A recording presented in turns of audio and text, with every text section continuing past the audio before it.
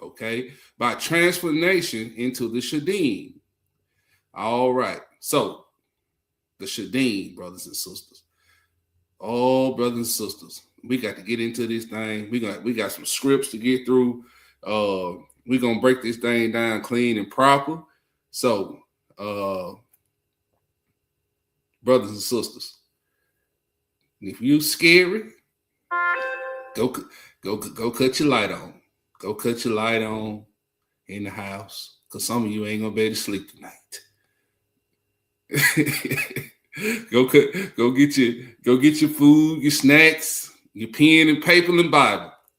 We're gonna dive in, because these things up on the earth, the Shedim, are evil spirits. And I'm gonna show y'all before we begin. Let's go to this right here. I'm gonna show you that these things are happening. Now, this happened in Florida. Okay? This happened in Florida. And a man accused of killing grandparents at Florida home. This happened 8 months ago.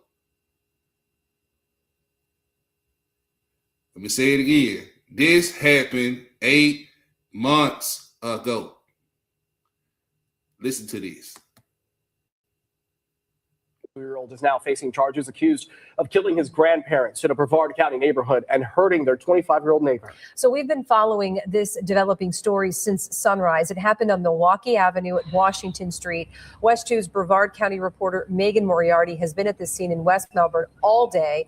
Megan, you have the very latest. Just an awful case here. Nancy, it's a heartbreaking case. 22-year-old Jeremiah Campbell is now facing murder charges for killing his grandparents. The shooting all started here at this West Melbourne home, and then it continued across the street when Campbell chased his grandfather, who was running into this home to get help, and he then shot the 25-year-old neighbor as well. Feeling angry and in shock, Terry French showed us the bullet holes that went through his front door. And I think that one there is what got George. And then he went in the bathroom. You see the bathroom there. Shut the door, and that was it. The Brevard County Sheriff's Office responded to Washington Street in West Melbourne Wednesday night for shots fired. According to deputies, George White ran over to French's home asking for help, saying his wife had been shot. George was standing here. I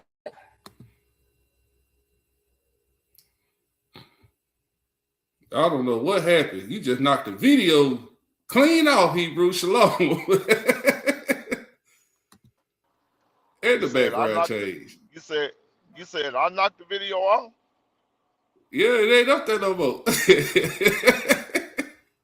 You all right? You all right? Let me try to figure this out.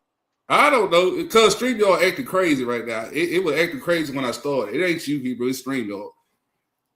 Oh, okay. All right, let me get this video back pumping. Okay, family, let me know, y'all, when I play this video, y'all can still hear it, because StreamYard is tripping. Inside the door. And we had it locked so that nobody could get in. And somebody from over in this area, I think had a 9mm, and he put these holes in the door. Deputies say 22-year-old Jeremiah Campbell shot George White along with. Now, his name is Jeremiah Campbell. Listen to this name, Jeremiah, brothers and sisters. Look at the Shedim, or the demons that possess this rascal. Look at it. You looking at it you looking at this demon that's inside this young man in real time.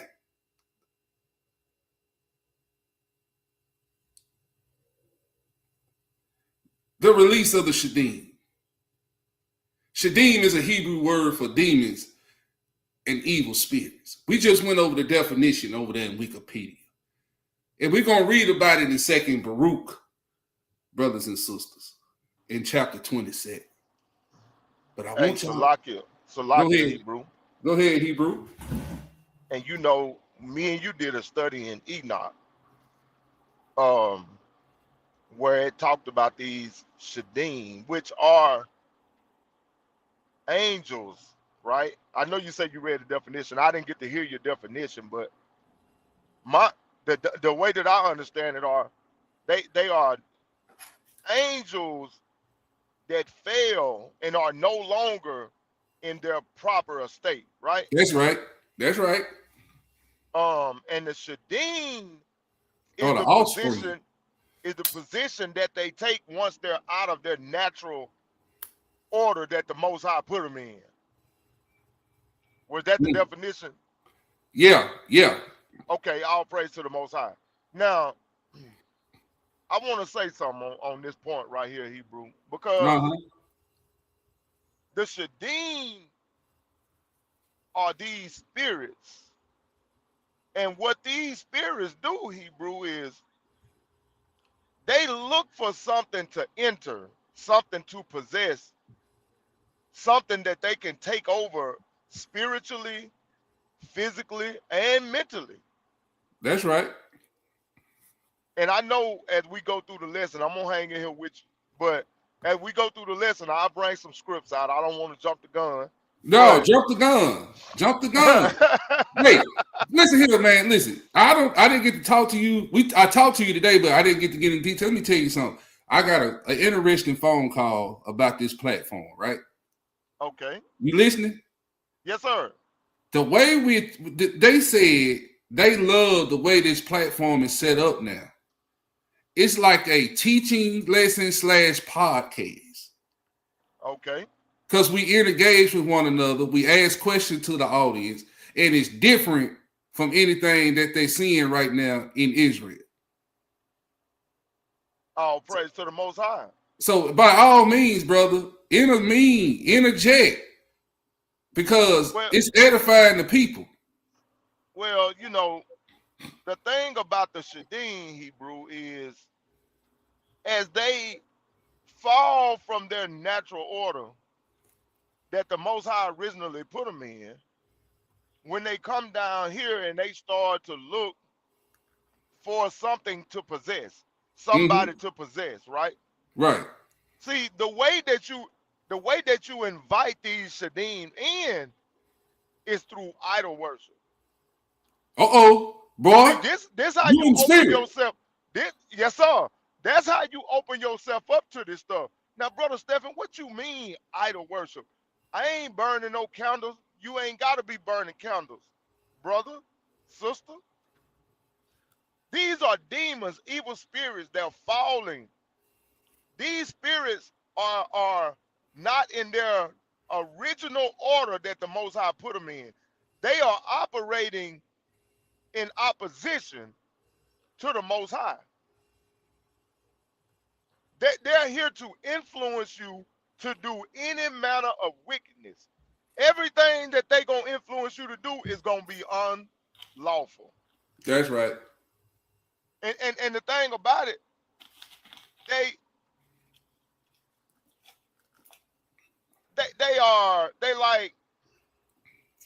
they really in two different type of categories, right? Mm-hmm. Because you got what we would call the fallen angels. That's what they're called before they fall, but before they leave their natural estate. And then they become Shedim, which are demons after they have fallen.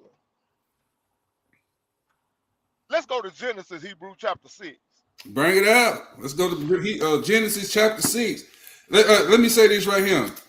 The fallen angels in Genesis 6 that we about to go into, brothers and sisters, they fell, right? They had relations with the daughters of men, brothers and sisters, and they had children called Nephilim or giants, right? Nephilim. That's right. Nephilim. Nephilim.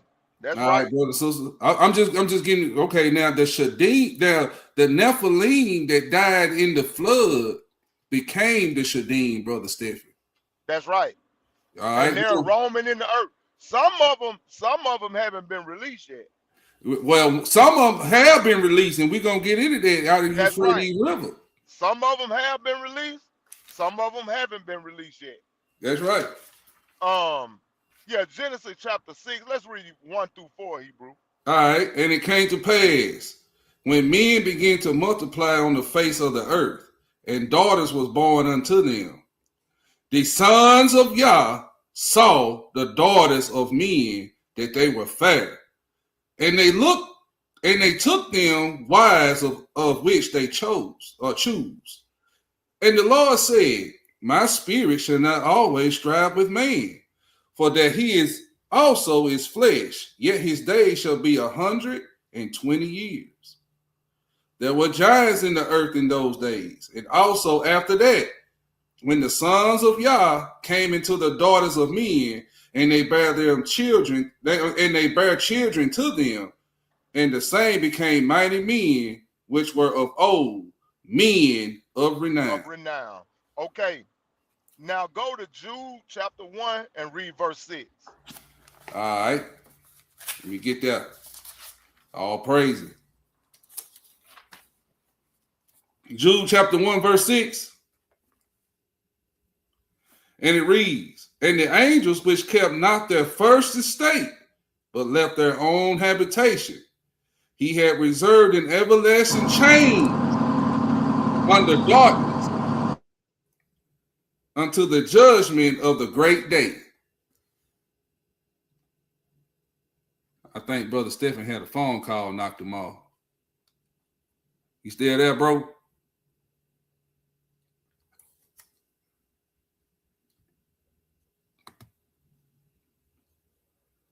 All right, Brother Winston French said, the spirits of the children of the fallen angels and women who have been destroyed in the flood spiritually now roam the earth as demons or Shedim. You're exactly right, brother. You're exactly right. All right, Brother Step, you back home, Hebrew. Yeah, I'm back. My bad. All right, let me read that Jude. Yeah, let me read that Jude 1 and 6 again. All right. That's the one you wanted, right? That's right. All right. And the angels which kept not their first estate, but left their own habitation, he had reserved in everlasting chains under darkness until the judgment of the great day. That's right. So the angels which kept not their first estate, you know, what I was saying a while ago was they have fallen from their original position. Mm-hmm. And that Genesis 6 is explaining to you what happened to them. And then that Jude 1 and 6 is giving you a definition and explaining to you what they are. Now get 2 Peter 2 and 4, and that's gonna drive it on home. 2 Peter 2 and 4. 2 Peter 2 verse 4. For if Yah spared not the angels that sinned, but cast them down to hell, and delivered them into chains of darkness to reserve unto judgment. All praises. So we see that this is the initial fall. These are the original Shedim. They left their original position. They broke the divine order by laying with women, with human beings, when they interacted with mankind unlawfully. Now at this point, they're not the Shedim yet. But this is the cause of their fall, which is what caused them to become Shedim. But go ahead, Hebrew. So, brother Steph, you see that young brother on the screen? His name is Jeremiah. Look at that brother. What you see? Tell the people what you see. Shedim.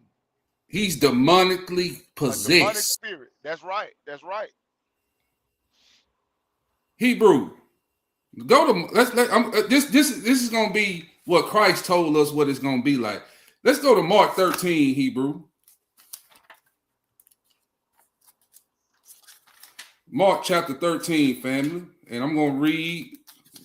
You driving, bro, or you sitting still? I'm driving. You drive? Okay, I got it.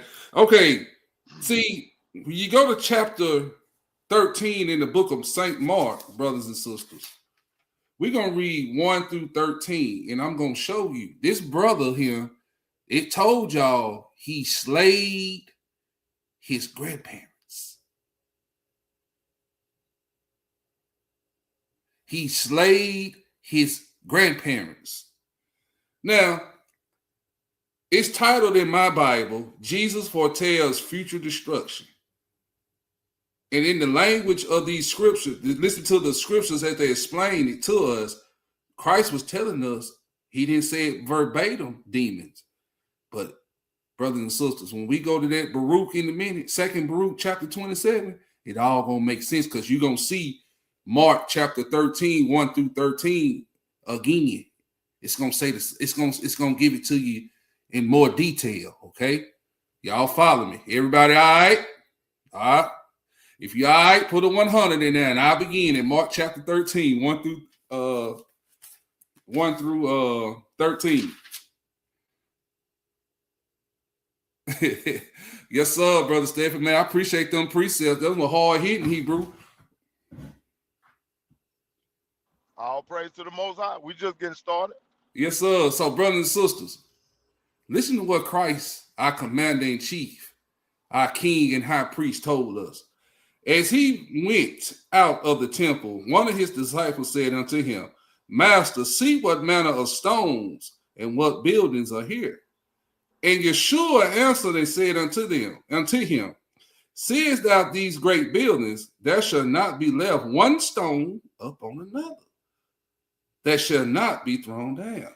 And as he sat up on the Mount of Olives over against the temple, Peter and James and John and Andrew asked him privately, tell us, when shall these things be? And what shall be the sign when all these things shall be fulfilled? And Jesus answered them, began to say, take heed. Listen to these instructions. Red letter. Jesus said this, y'all. Take heed, lest any man deceive you. For many shall come in my name, saying, I am Christ, and shall deceive many. And when ye shall hear of wars and rumors of wars, be not troubled.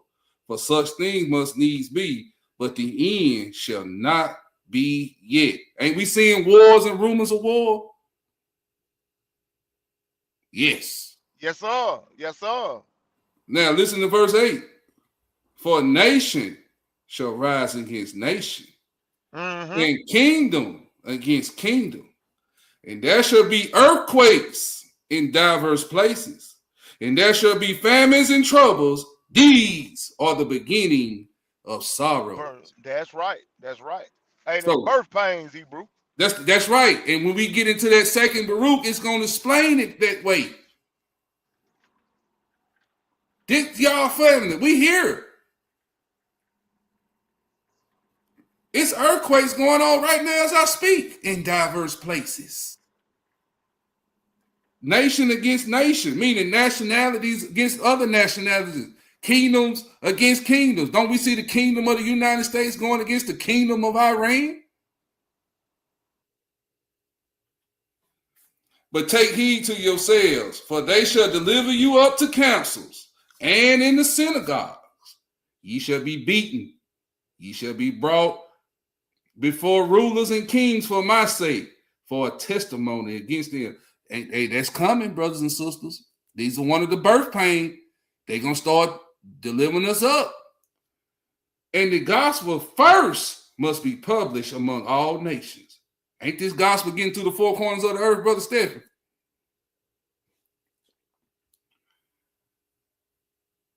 But listen to verse 11. Hey, Hebrew, you got Israelites all around the world teaching this truth. Everywhere. But go ahead. Verse 11. But when they shall lead you and deliver you up, take no thought beforehand that ye shall speak what ye shall speak. Neither do you premeditate, but whatsoever shall be given you in that hour that you speak. For it is not yet, it is not you that speak, but the Holy Ghost. So, Brother Stephen, if we get delivered up, the Holy Ruach gonna give us utterance what to speaking it out. That's right. That's right. Now listen to this. Now remember this video that's on the screen, brothers and sisters. Now listen to this. This is the release of the Shedim. And when I was in the world and reading this scripture, bro, before the truth of the Most High came to me to give us the understanding of the word, the deeper meanings of the word of these scriptures, bro, I used to think like, this scripture we gonna read, how is brother gonna betray brother? How is father gonna betray son? And how should children rise up against their parents and cause them to be put to death? I used to wonder that, but I see it now, Hebrew. You know why? The release of the Shedim, the demons. This brother right here just slayed his grandparents, bro. Did he betray them? Yes. Yes, sir. Let's read this. Verse 12. Now the brother shall betray the brother to death, the father, the son. Let me back up. When they say now the brother shall betray the brother to death, that's talking about bloodline brothers and your brothers and sisters that look just like you. Ain't you my brother still? Even though we not got the same mother and father, but you my brother, right? That's right. Did Judas betray Christ when they brothers? Yes, sir. Oh, okay. I had to bring that out. Now the brother shall betray the brother to death. It's gonna be some Israelites that betray. They're gonna take the path of Judas for 30 pieces of silver and betray us, bro. There's gonna be a bunch of them that's gonna do it. Now the brother shall betray the brother to death, the father, the son. The children shall rise up against their parents and shall cause them to be put to death. And ye shall be hated. Ye shall be hated of all men for my name's sake. But he that shall endure unto the end, the same shall be saved. Now, you see what we got to go to and to endure, brothers and sisters, in order to be saved? You got to go. We got to fight these Shedim that's going to inhabit our loved ones and our brothers and our sisters.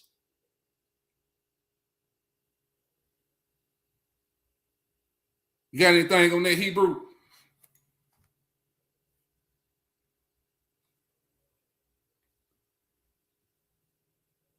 French's 25-year-old granddaughter, who was inside trying to call 911. She was taken to the hospital for her injuries. And what we found is that there were not only 2 gunshot victims, but a third victim was also found in the house, the elderly gentleman's wife. Both he and his wife have been pronounced dead. Sheriff Wayne Ivey says Mary and George White were killed. Campbell, the accused shooter, is their grandson. George was probably, and Mary, to me, and I've been knowing him for Yeah, this video, y'all forgive me, I'm on Wi-Fi. 30 years. Yeah, I don't know why it's lagging, but I'm close to it. I don't know what's going on here. But anyway, let me before we get to this Baruch, let me read this to you. Shedim is the Hebrew word usually translated as demons or foreign spiritual powers. In the Hebrew Bible, the word shows up in Deuteronomy chapter 32. We're going to read that in a minute. And Psalms 106:37, where Israel is where Israel is condemned for sacrificing to beings and not Yah. So if you mean the release of Shedim in biblical sense, brothers and sisters, the exact phrase is not a standard biblical phrase. The Bible speaks more about it. See, you're not going to find the word Shedim in the Bible, brothers and sisters, but the Bible speaks about it, and I'm going to show you in the scriptures. Like Brother Stephen just showed you Genesis 6, Jude 1 and 6, and that 2 Peter, what we just read. All right? So you see, we lining up the scriptures here for you. All right, brothers and sisters, people turning to these powers through idolatry and forbidden sacrifice, okay? Like just Brother Stephen said, in order for these things to inhabit you, you have to be an idolater. You got to be serving idols. These beings or these Shedim must be worshipped through idolatry. All right. The Shedim are linked to false worship and corruption. Israel sacrificed unto devils and demons, meaning they gave worship away from the Most High. The idea of Shedim grows into a broader category or a harmful, uncanny spirit beings, somewhat closer to later demon language, though not always exactly the same as the latter Christian idea of demons. All right. In prophetic teaching sense, brothers and sisters, point number 3. Some people use release of Shedim to mean a time when demonic influence is no longer restrained and beings spreading openly through deception, idolatry, violence.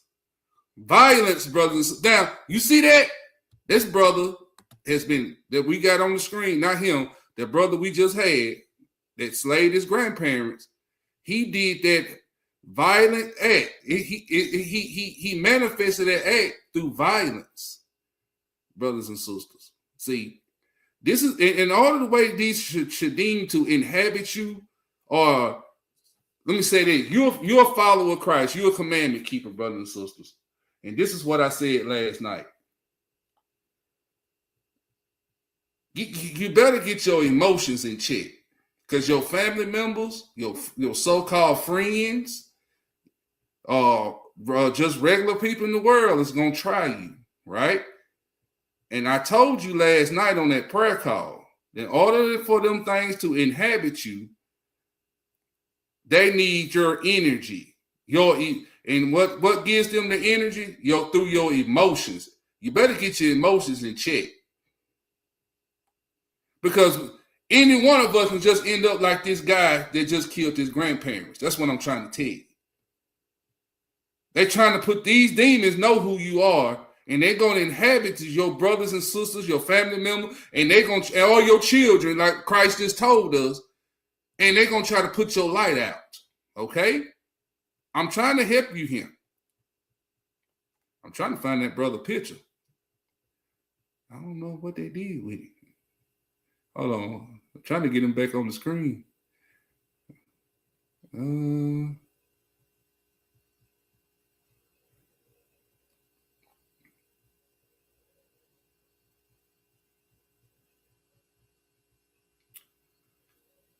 Oh, wait, I can't find this picture, y'all.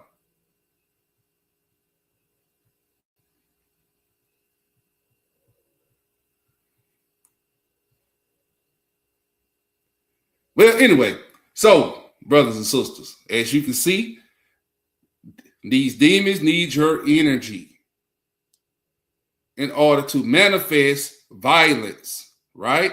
Like we just read, they need that.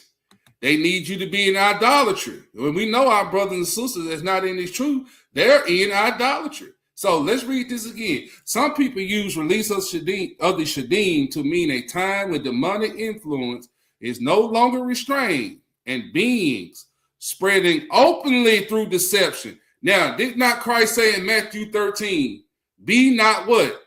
Deceived. That's deception, brothers and sisters. Idolatry, violence, or spiritual corruption. That wording is more of an interpretive phrase than a direct biblical quote. The release part is an interference not stated in the Tanakh. Now, brothers and sisters, I had to read y'all that. Now let's get straight to this. Baruch, brother Stephen, you got anything? Is he still there?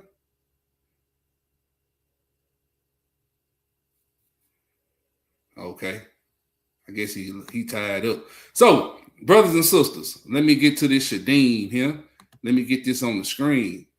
Now, remember what we read in that Matthew 13. It should be on the screen now. Let me see. Let me see if it's on the screen. There you go. There you go. Now, let me see, can I fix me and Stephen to get us out the way? so we can read, so y'all can see the word. Let's see. Let me see. Can y'all read that way? Yeah, I think y'all can see that. All right, brothers and sisters, let's get to it. Let's get to it. And let me go back and change my background. All right, I'm back, bro. My bad. Oh, you all right? No, that ain't it. I don't know what happened, y'all.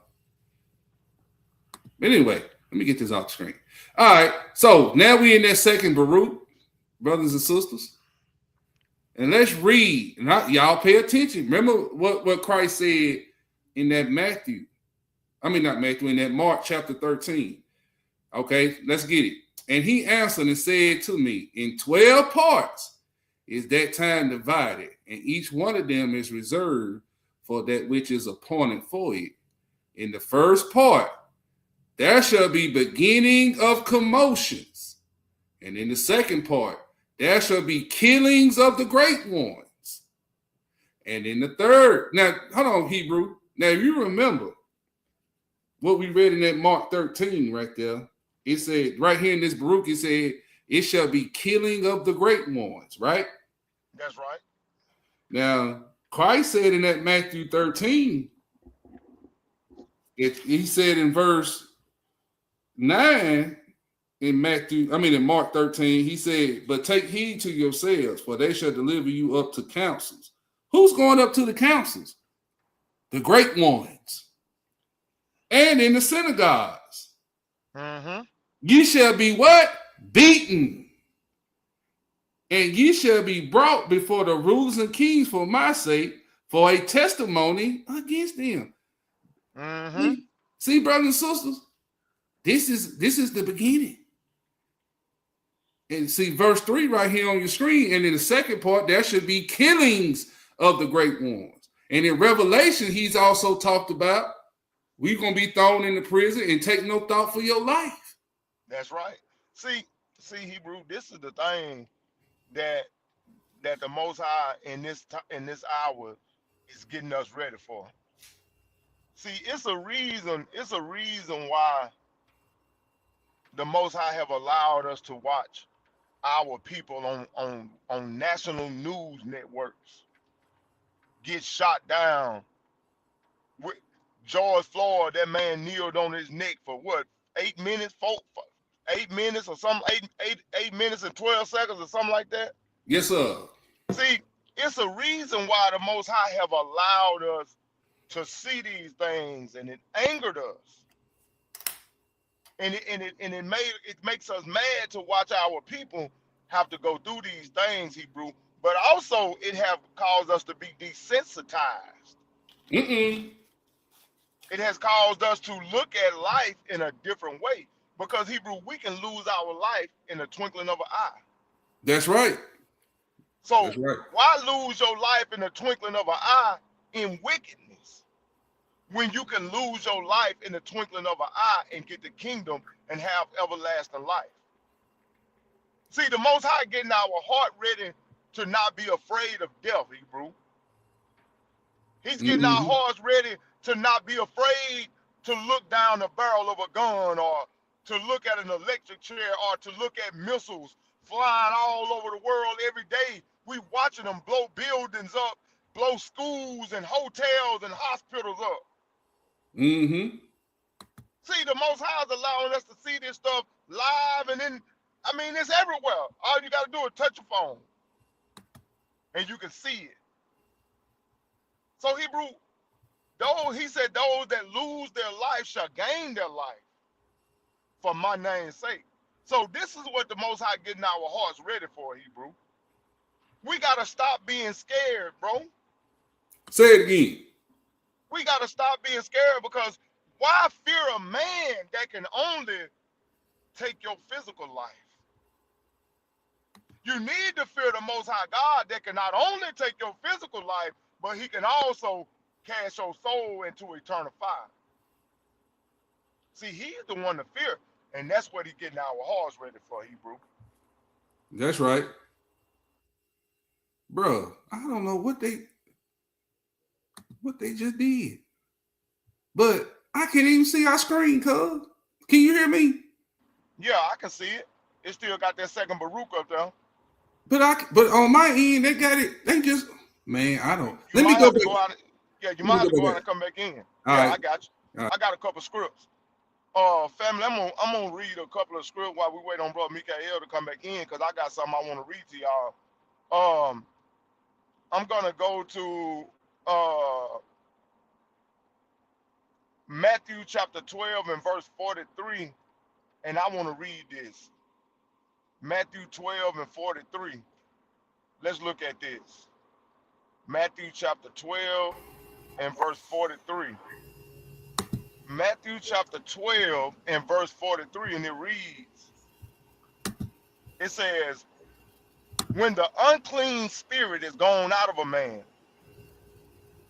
he walketh through dry places, seeking rest, and findeth none. Then he says, I will return into my house from whence I came out.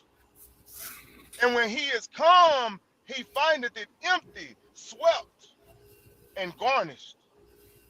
Then goeth he and taketh with himself 7 other spirits more wicked than himself, and they enter in and dwell there. And the last state of that man is worse than the first. Even so shall it be also unto this wicked generation. And that's what we are watching on this video that Brother Mikael just shared with us. That's right. Because what else would cause a person, a young man, to turn a gun on his own grandparents and unalive them in cold blood, bro?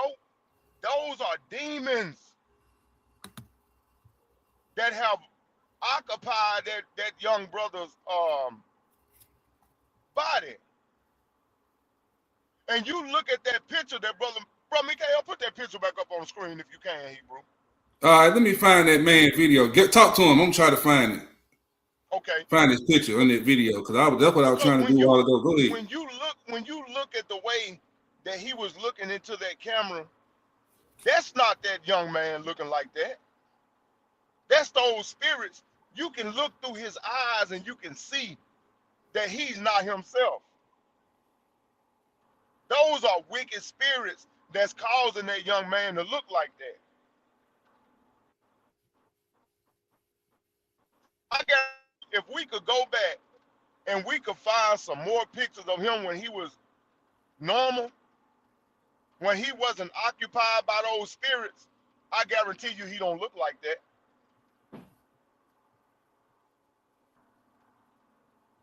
I have witnessed this in person.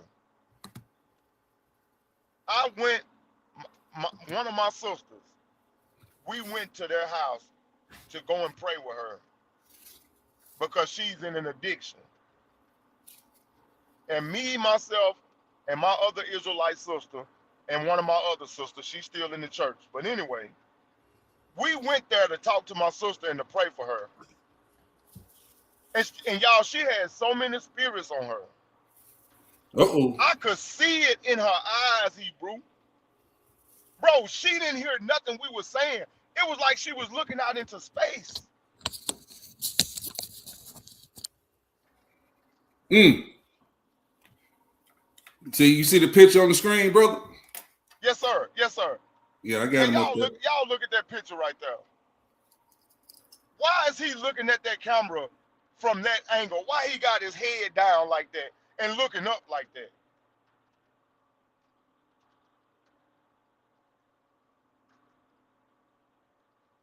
Because those spirits has taken over his body.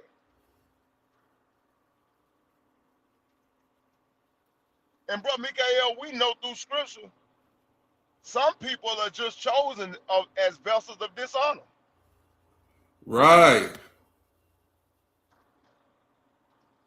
You know, and you have those spirits that's in the earth, Hebrew, that the Most High allowed to occupy people because that's their fate, bro. Hey, you were just talking about, Brother Stephen, be honest with me. Brothers and sisters in the chat, be honest with each other in the chat and with yourselves. Before 2019, and let's go back in our lives, because I was born in 83. If you just look back, before this 2019, our 400-year captivity was up. If you be honest, from 2019 on backwards, we didn't see this much death.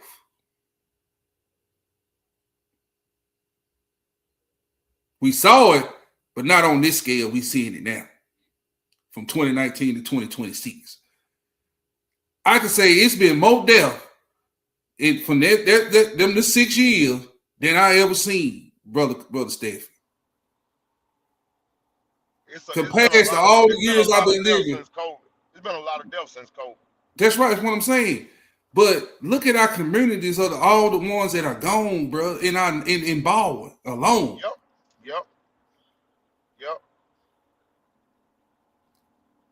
See, let me show y'all something. So we just went over second Baruch. We in second Baruch 27. They said in the second part, that should be killings of the great ones. We broke that down and precepted with Mark chapter 13, verse 9. Right? Is that right? Let me see. Yeah, verse 9. Right? The killing of the great ones, those that the Most High chosen to bring his word. Now, read that. I'm going to read this verse 4 in this second Baruch 27. And in the third part, the fall of many by death. Hebrew. We in the third part, Hebrew. We've been in the third part.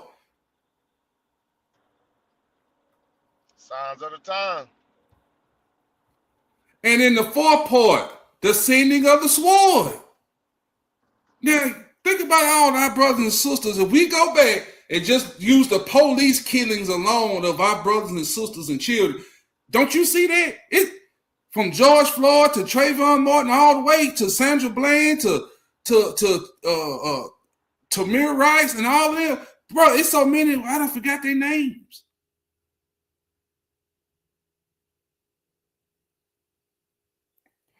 And then it says right here, in the fifth part, famine and the withholding of rain. We ain't getting a lot of rain, Hebrew.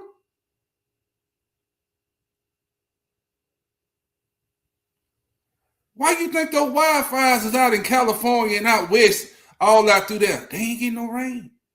Lake Mead is dried up, almost.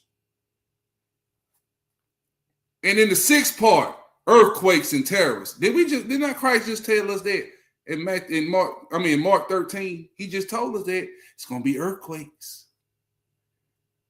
It's gonna be. Let's read that. Let's go back over there to Mark 13 where he said that.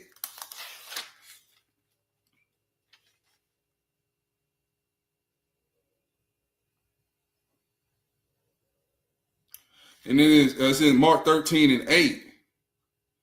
But hold on. He said in the fifth part, right here on the screen, it'd be famine and withholding of rain. And then in verse 5, he said in the fourth part, the sending of the sword. Now listen to this. The sending of the sword. Now listen to this. And he said earthquakes and terrors. Now let's read this, what Christ was telling us. When Christ was foretells the future destruction, he said in verse 7, in Mark 13 and 7 and 8, we're going to read, it says, and when ye shall hear of wars and rumors of wars, be not troubled, for such things must needs be, but the end shall not be yet. For nation shall rise against nation, and kingdom against kingdom, and there shall be earthquakes in diverse places, and there shall be what? Famines and troubles. These are the beginning of sorrows. Ain't we seeing this? Oh, okay. Do y'all realize how many people lost their life just in the Ukraine war or the sending of the sword? Don't you know how many lives are going to be lost when this thing get heightened up in the Middle East over there? In the so-called Middle East, I should say, with Iran and Israel and the U.S. Oh, okay, this where we at. Now, we had that brother on the screen. Now, and Brother Stephen was breaking it down. You can look on that brother's face and see them demons on it. Now, verse 8. And in the 8th part, a multitude of spectres, and attacks of the Shedim. See, that brother allowed those demons to inhabit him, and it attacked his grandparents. There it is right there. I'm going to highlight it for y'all. And in the 8th part, a multitude of spectres and attacks of the Shedim. Bro, Mikael, don't you remember, it was maybe a couple of years ago, you had went to the movies and watched the movie, and you called me and you was like, man, Hebrew, man, you need to see this movie. Man, there's so much stuff in there that you going to see on a spiritual level that's going to blow your mind. And that movie was called The Conjuring. Mm-hmm. Don't you remember how those spirits was roaming, looking for people to inhabit? Right. Looking for people to take control of, to cause them to unalive people? Now, I'm not saying that movie is a true story, but the way that it was happening on that movie is exactly how it truly happened in real life. Those spirits hunt us down. And just like I just read that scripture that I just read in Matthew chapter 12, those spirits will leave you when the Holy Spirit of the Most High God force them out. But if you don't continue to feed the Holy Spirit, those spirits are coming back, Brother Mikael. Yes, sir. And if you're not right, when they come back, they gonna come back with some friends. Legions. And this is how it really happens. And I don't really think that when I was younger, people took spirits more literal. I remember hearing my grandparents and my mother and great aunties talk about spirits. And they took it seriously. But in 2026, Hebrew, we don't take it serious no more. Mm-hmm. They look at it like it's a Halloween story or something, like it's not real.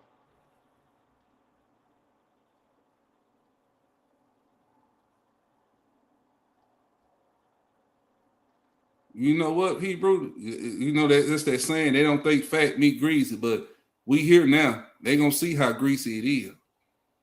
You better know it. It's a reason why all this stuff is happening.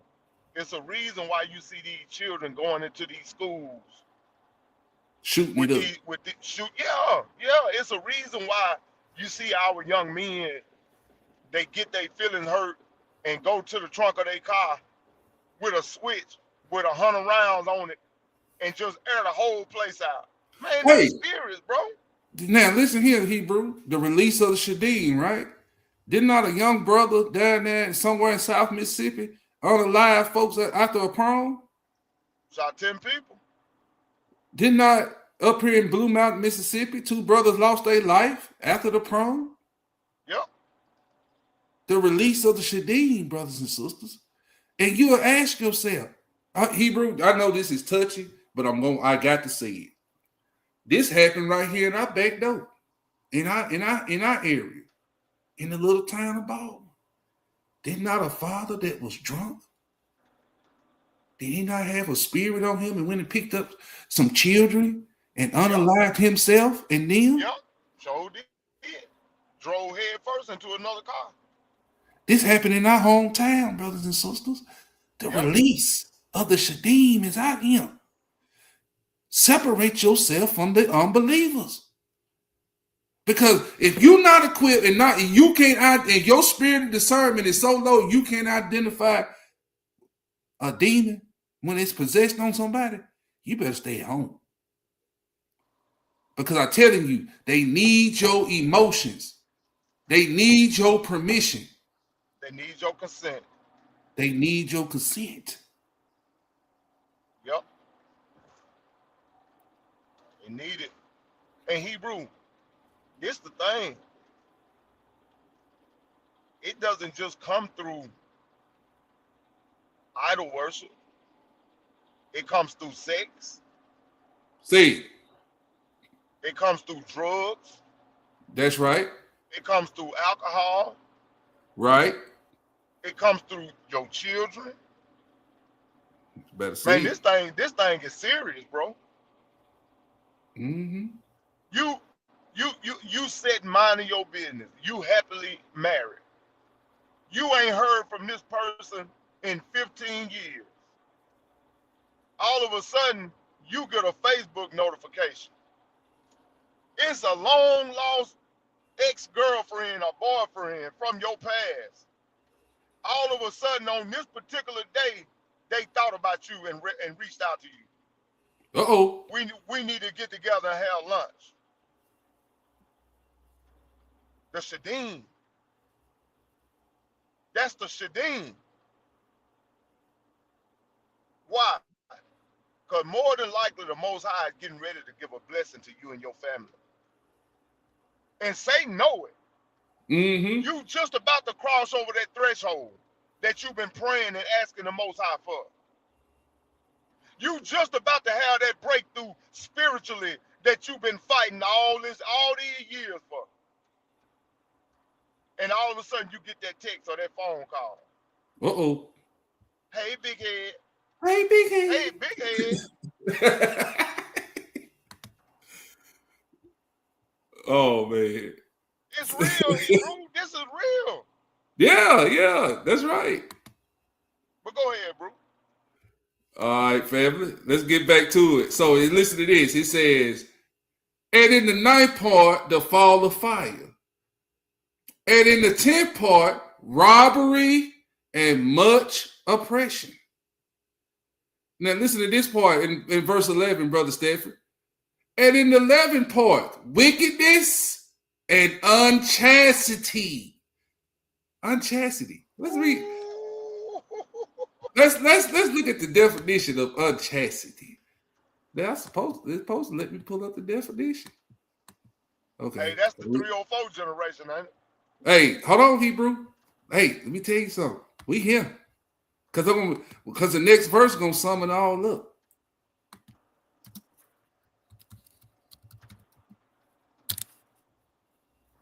Now, did not Christ say this is gonna be a wicked and perverse generation? That's right. That's right. Brother Stephen, what happened down there in Houston, Texas on spring break? Wasn't that unchastity? STDs. Was that unchastity? That's right. Were they not having sex in their cars in the open with the top drop? Everywhere. Now, brothers and sisters, this is the definition of unchastity. They were like dogs. This is the definition of unchastity. It is the quality or state of being unchaste or unchaste, representing a lack of sexual moral restraint, purity, or virtue. It constitutes sexual behavior that violates established moral or religious norms, often characterized as what? Lewdness, immorality, or unlawful indulgence of sexual appetite. Yep.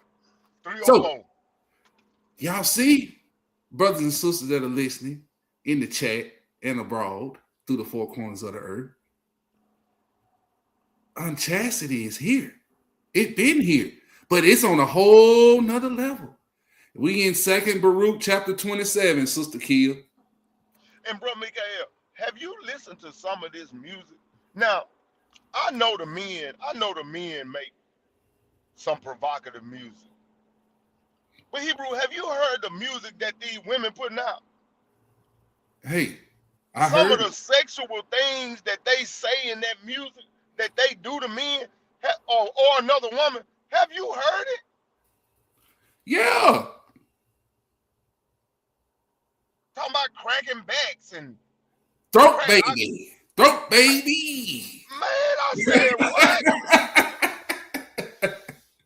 Bro, I ain't never heard of such provocative, sexual, explicit lyrics in my life. I thought Uncle Luke was bad back in the day. Not Uncle Luke. What's his name? Too Short. I thought Too Short was worse. Man, Too Short ain't got nothing on these folks. Now, in the 11th part, wickedness and unchastity. And in now listen to this part in verse 12. And in the 12th part, confusion from the mixing together of all those things mentioned. So everything mentioned in these 12 parts, in these 12 parts, everything is mixed together now. It's everything going on at the same time. Ain't that what we seeing, Brother Stephen? Oh, yeah. So we got unchastity, the release of the Shedim. We got people doing robbery and much oppression, wickedness. We got going on the release of the Shedim. We got earthquakes, famine, the withholding of rain. A third shall fall by death, the killing of the great ones, and there shall be what? Beginning of commotions. Brothers and sisters, all of this is intermingled together now. It said in verse 12 down here, verse 12, and in the 12th part, confusion from the mixing together of all those things mentioned from verse 12 on back up to verse 1. Okay? This is where you at now. You turn to this side, unchastity. You look to the north, the release of the Shedim. You look into your right or to the east, earthquakes and famine going on over there. You look behind you, drought and famine to the south. Brothers and sisters, the Most High got this thing on full blast now. But why? Because wickedness have polluted the whole earth. And men love darkness rather than the light. Verse 13, for these parts of that time are reserved and shall be mixed one with another and minister one to another. For some shall leave out some of their own and receive in his place from others, and some complete their own and of that of others, so that those may not understand who are upon the earth in those days that is the consummation of times. We are in the 12th. We in the 12th part. And all the signs are, you don't know what time it is. Basically, we know what time it is, but those in the world, they don't know.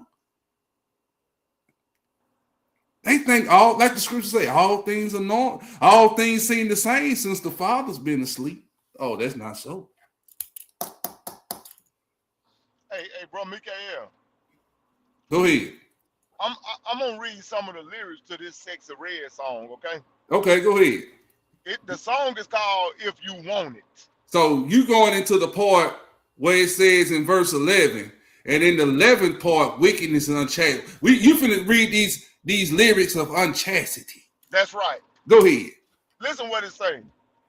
He said he never had this. And I be teasing him. Ish. I'm all these ends fantasy. Cause I'm a freaky bee. I be doing ish, she can't. Cause I'm experienced. I'll F N-word while I'm on my period. Hold on, let me translate for the old folk. She said she would have sex on her cycle. Go ahead. She said, I will F N while I'm on my period. She'll have sex while she on her cycle. Go ahead. Kiss his neck, grip his D, I got him shivering. He She like, said, kiss nah, him on the neck, grab his genitals, and do what? I got him shivering.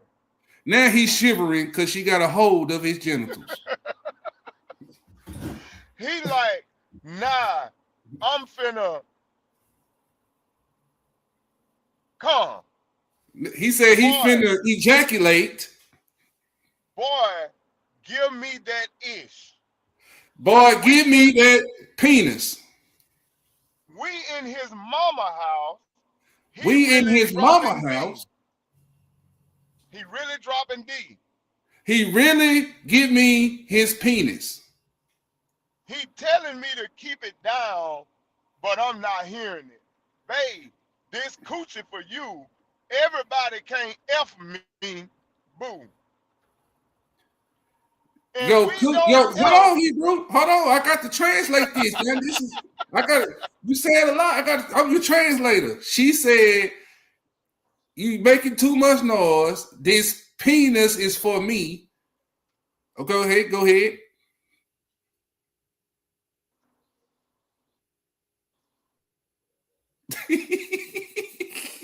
ahead, Steph. Babe, this coochie for you. Everybody can't F me, boo. This vagina's for you. Everybody can't sex me. And we don't F, we screw. And we don't F, we screw. I'll never leave your genitals blue. F them HOEs. I'm through. That D got me like woo. If you F me right, I'll crash out on you too. Basically, what she said to the elderly in the chat, she gonna drain his genitals for he won't have blue balls. Go ahead, Steph. But bro, we laughing and we joking about it, and well, we're not laughing and joking, but we talking about this. But this is what the scriptures is talking about, Hebrew. Unchastity, Unchastened. wickedness. They don't even look at the union of a man and a woman as being spiritual anymore. Mm-hmm. To them, it's just like drinking a sip of water. Something that you can just spit out if you choose to. Mike, they laughing at you. They laughing at you in the chat. Hey, I had to translate that because we got Sister Marie. She might not understand, and Sister Brenda, and Sister Arlene. The older generation that's from the BB King generation. They may not understand them hard lyrics. And that what you call that ebonic speaking. You know what I'm saying? Right. But they don't speak English. No,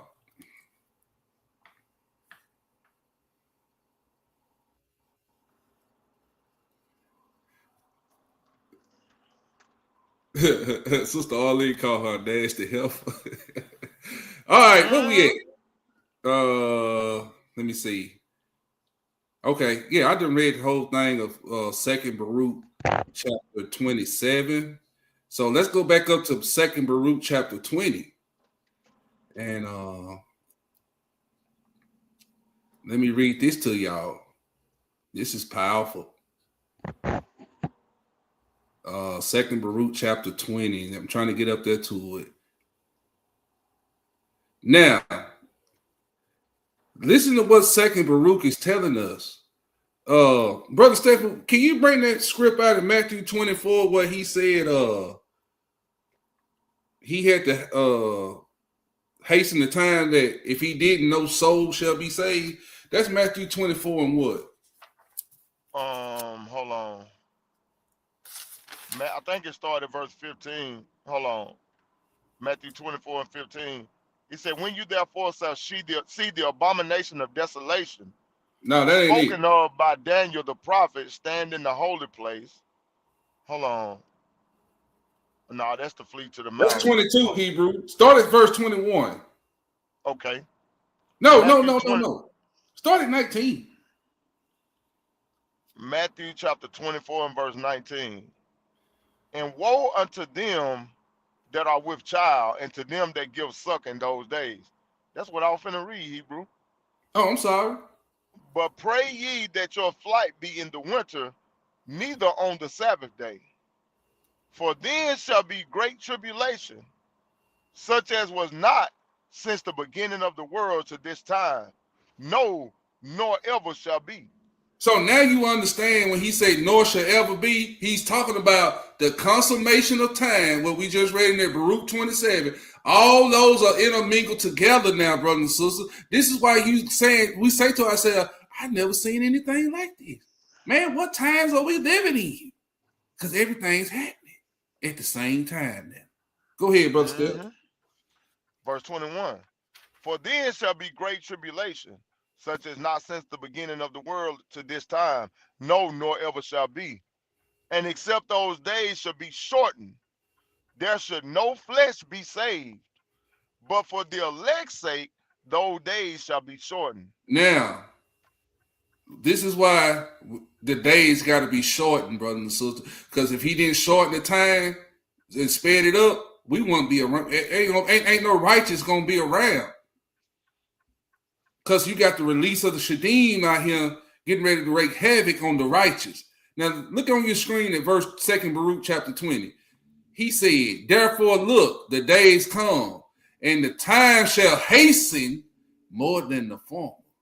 And the season shall speed on more those that are past. Hey, 2024 was fast. 2025 was faster. 2026 gonna be faster than 2025. I mean, bro, it went by like the blink of an eye.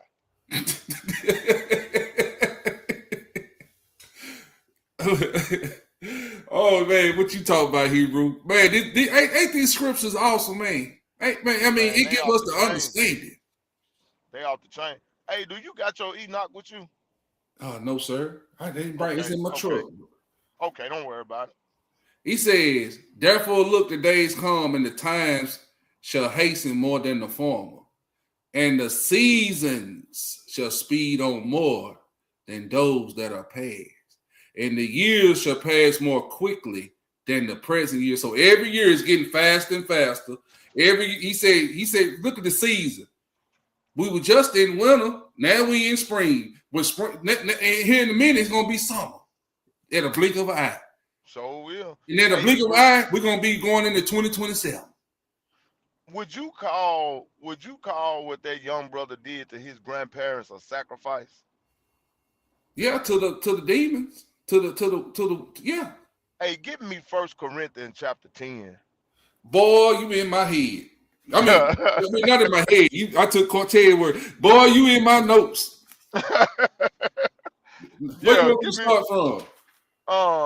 Start at 18. Well, I was gonna read the whole thing from 1 Corinthians 10, 1 through 22. Okay, yeah. The main one I wanted was 20, but go ahead. Okay, I'm gonna get your 20 because in my Bible, Hebrew from 6 through 33, guess what it say? What's that? The title of it is "Stay Away from Idolatry." Now you want me to read verse what? 20. 20. But I say that the things which the Gentiles sacrifice, they sacrifice to devils and not to Yah. And I will not that ye should have fellowship with devils. Verse 21. You cannot drink the cup of the Lord and the cup of devils. You cannot be partakers of the Lord's table and of the table of devils. Go ahead, bro. Devils. That's right, Hebrew. See, they sacrifice to devils, Hebrew. Those are the Shedim. Those are those spirits that cause those people to sacrifice to the devil like that. That's that right. Young brother, get Wisdom of Solomon, chapter 14, brother Mikael, and read 23 through 27. Hold on, let me get it. Slow down. Wisdom of Solomon, chapter 14. Yep, 23 through 27. 23 through because 27. It's gonna show how idolatry leads to it leads to chaos, Hebrew. Bring it out. For while as they slew their children in sacrifices and used secret ceremonies and made more revelings of strange rites, meaning strange rituals. They kept their lives. They kept neither lives nor marriages any longer undefiled. Stop right there. Mm-hmm. When we just talking about that Hebrew, Yes, sir. marriage don't mean nothing no more. Sure don't. Marriage don't mean nothing to people in this world no more, Hebrew. Nothing. Man, people will get married today and divorced tomorrow. In a twinkling of an eye. And man, it's like because of all of the idolatry that's going on in the world, everybody's morals are non-existent now. Nobody have morals anymore. I was at a store a while ago, and it was these two black ladies. They came from across the parking lot from a bingo lodge where they play bingo, and they were running to the ATM, bro. They had those demons was controlling them, bro. Like, man, they was at their ATM pushing them buttons so hard and so fast, they got mad at the ATM machine because it wouldn't spit the money out fast enough. Wow. And then the white lady, now these were two black women. The white lady that was behind the register, she was a real friendly person. She was laughing and talking with me. They asked her, do you know how to do a scan or something to get this money out? She said, no, I ain't never did that before. One of the black women looked at her and said, look at her trying to get smart. If I know she gonna act like that, I wouldn't have asked her. The woman didn't even say nothing. Dang. The woman But just hold on. Whoa.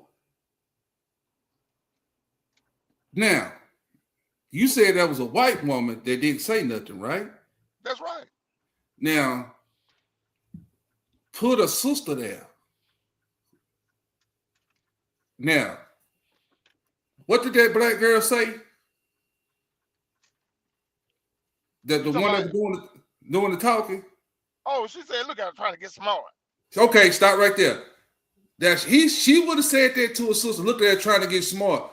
The sister that was behind the register that she said that to would have said something back to her. And the white lady still came over there and tried to help her after she said that. Now, what I'm saying is the energy that the girl was bringing, getting smart to the white woman. If that white woman would have got on her level of energy, them demons would have been activated. And there was a police in the store. See what I'm saying, brothers and sisters? The demons would have been activated. Police. So the point that I'm making is, bro, because of idolatry in this world, everybody's morals are just gone. You know what I'm saying? Like, I was thinking, like, if these sisters was in the truth, they wouldn't even be at that bingo hall losing their hard-earned money.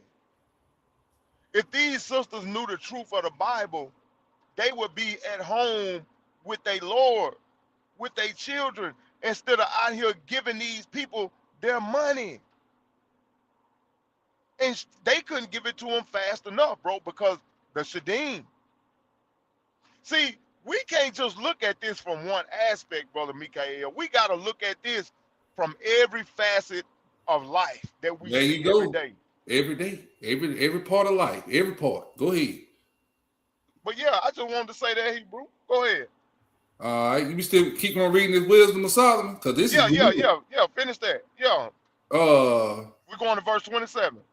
Now listen to this, brothers and sisters. They kept neither lives nor marriages any longer undefiled, but either one slew of another traitorously and grieved him by adultery. Mm-hmm. All right, verse 25. So that there reign in all men without exception blood, manslaughter, theft, dissimulation, corruption. Hey, you gotta go back to the top. Start that verse over.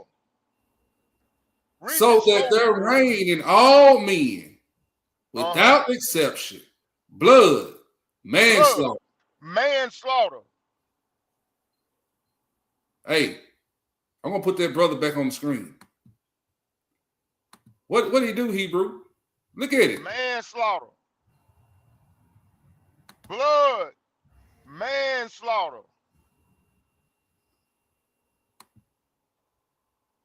So that there reign in all men without exception, blood, manslaughter, theft, dissimulation, Dissimulation. Go ahead. corruption, Corruption. unfaithfulness, tumults, perjury, disquieting of good men. Did y'all hear that? Good men finish last. Disquieting of good men. Forgetfulness of good terms. Defiling of souls. Defiling of souls. What did I just read in them lyrics a while ago? Defiling of souls is what you read. Listen to this part, Brother Step and family. Changing of kind. Changing of kind. What's going on in our community?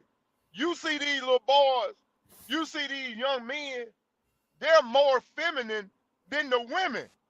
They more of a woman than the woman. You better say it. You see these sisters, they got their hair cut like a man. They got them straps on their chest. You can't even tell they got breasts. They walk like a man, talk like a man. They even think like a man. Because of those Shedim. Go ahead, Hebrew. Disquieting of good men, forgiveness of good terms.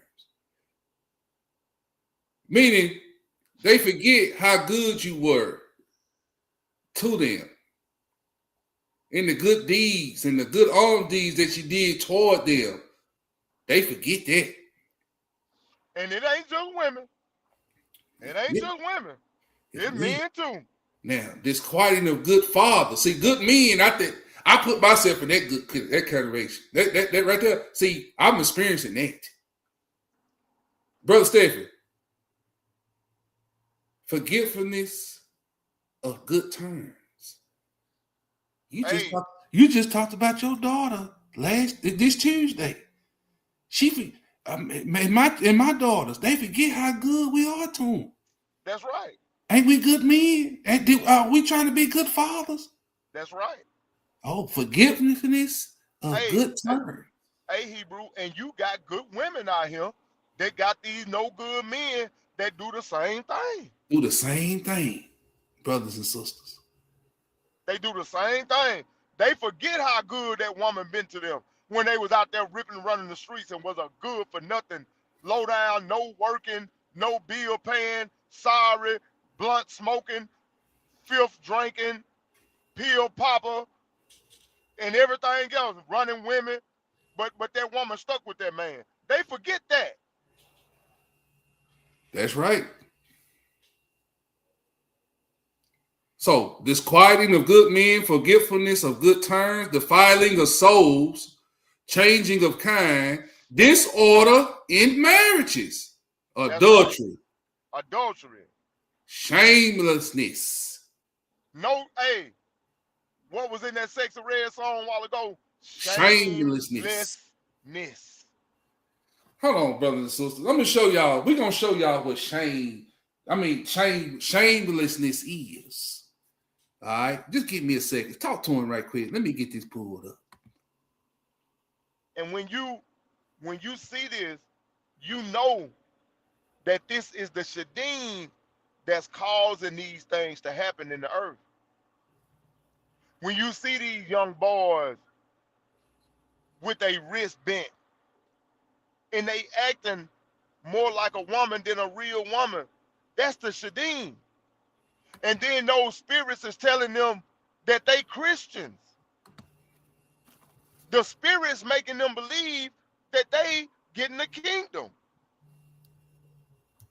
It is delusion.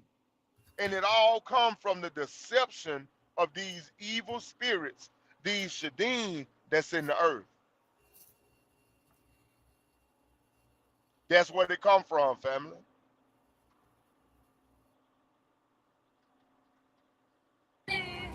If you want it, if you want it, if you want it, I do this. If you want it, if you want it, if you want it, you ain't If you want it, if you want it, if you want it. Boy, don't do that. I'll take you through that. That's the clean version, bro, Mikael. Yeah, I guess. No, it ain't. This is what we're talking about. Look, look.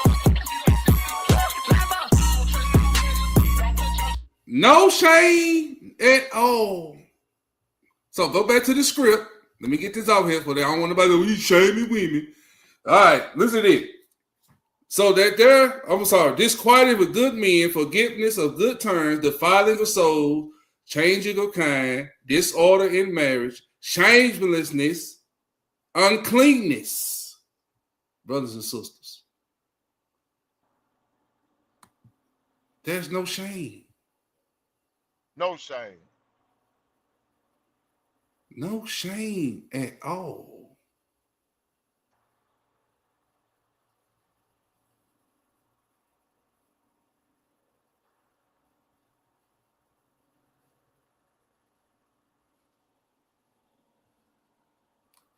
No shame at all. No Hey, shame.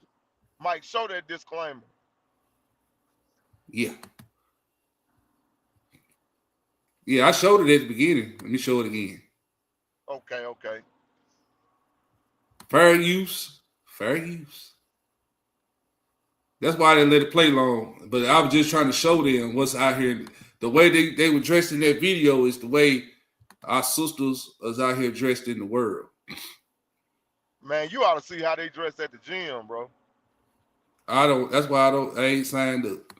Hey, it's finna get to the point to where the old people at those gyms, they gonna have to they gonna have to set a dress code.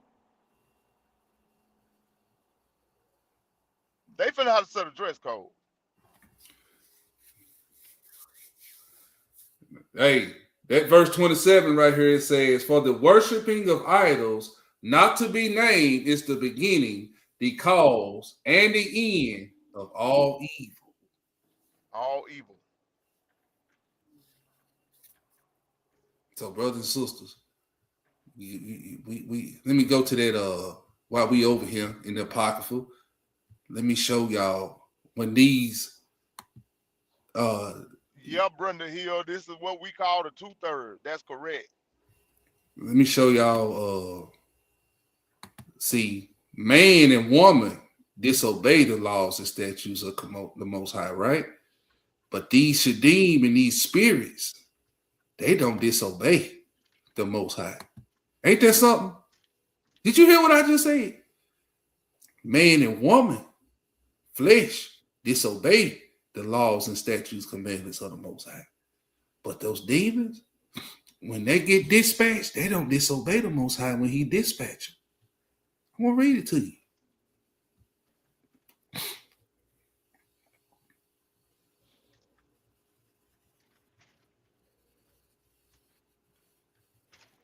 Now, I'm going to start at verse 26. Now, I want you to listen to the scriptures, brothers and sisters, that's being read. This is the book of Sirach, chapter 39, starting at verse 26. The principal things of the whole use of man's life are water, fire, iron, and salt, flour of wheat, honey, milk, and the blood of the grape, and the oil, and clothing. All these things are for the good to the godly. So to the sinners, they are turned into evil. There be spirits that are created for vengeance. Listen, family, which in their fury lay on sore strokes. In the time of destruction, they pour out their force and appease the wrath of him that made them. Now, who made these spirits? The Most High. So did.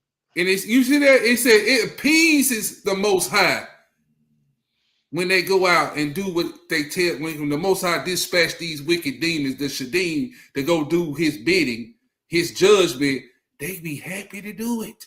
They don't disobey. Hey, they're not like man.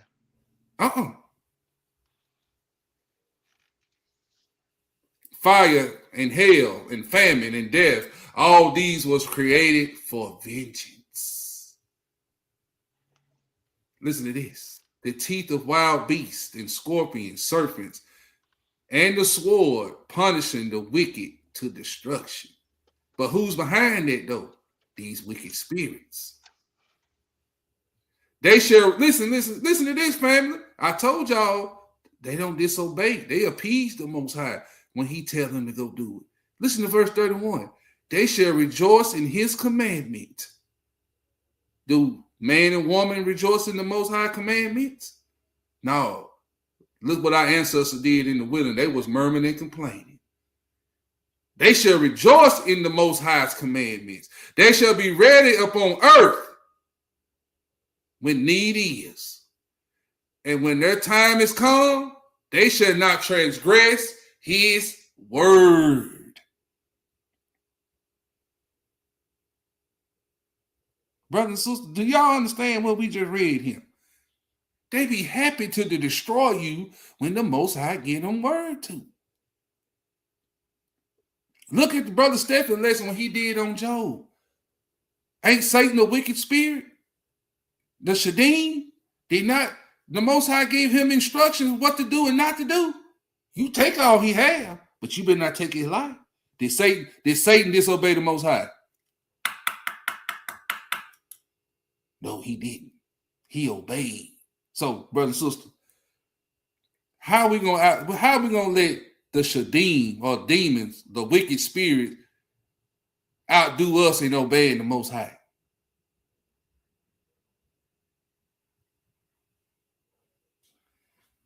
Whew, Lord have mercy. Let's go back to that. You got anything on that step?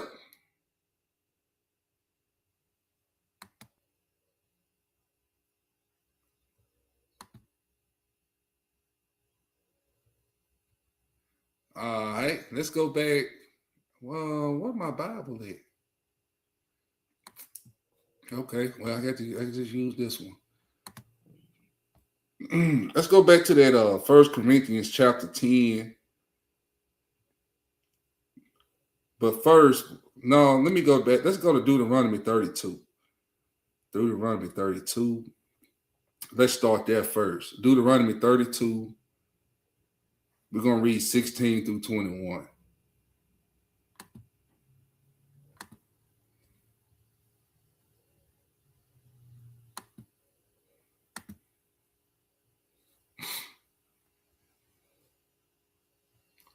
Now, this is Deuteronomy 32, 16 through 21. Now, listen to what Israel did, our ancestors. They provoked him to jealousy with strange gods, and with abominations provoked they him to anger. So remember what we just read, what Brother Stephen brought out, that idol worship is the beginning of evil into this being possessed by this Shedim, what we read in that Wisdom of Solomon chapter 14. So they provoke him to jealousy with strange gods, with abomination provoke they him to anger. They sacrifice unto devils, not to Yah, to gods, lowercase, whom they knew not, to new gods that came newly up, whom your fathers fear not. Of the rock, which is Christ, that begot thee, thou art unmindful and hast forgotten Yah that formed thee. And when the Lord saw it, he abhorred them because of the provoking of his sons and his daughters. And he said, I will hide my face from them. I will see what their end shall be. For they are a very forward generation, children in whom is no faith. That's what we got going on right now. Ain't no faith right now. They don't believe fat meat greasy. There's no faith.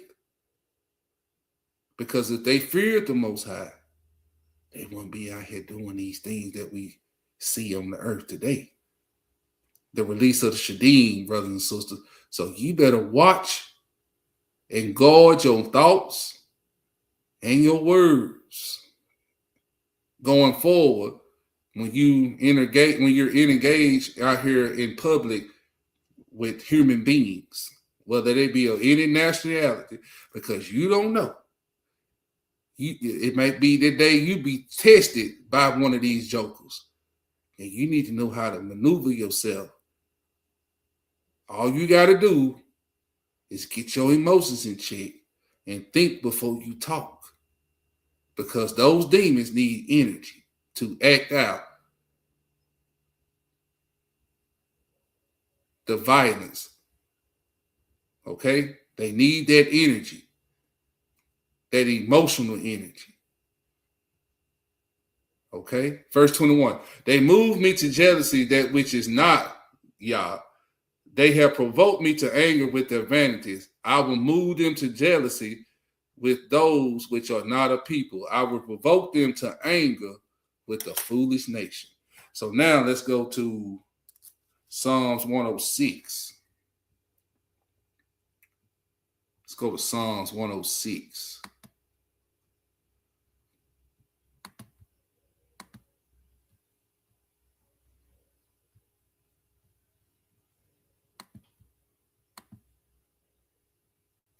And we're going to start Psalms 106, verse 1.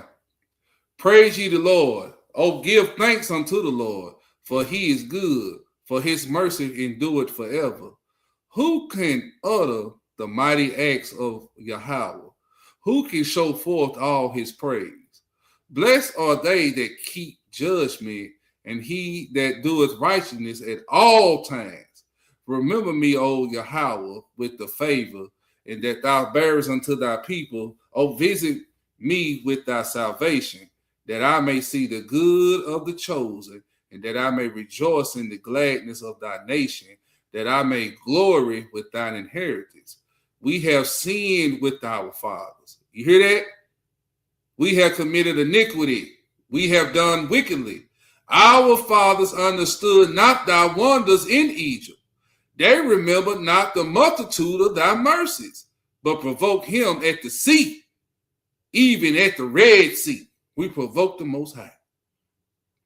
No, listen, because we're going to bring this up to the day, but we got to show you. I'm going to bring it up to the day in the New Testament, but I got to show you in the Old Testament that this is still going on today. Nevertheless, he saved them for his name's sake, that they might be his mighty power to be known. He rebuked the Red Sea also, and it was dried up. So he led them through the depths as through the wilderness, and he saved them from the hand of him that hated them, and redeemed him from the hand of the enemy. And the waters covered their enemies. That was not one of them left. Then believed they his words, they sang his praise.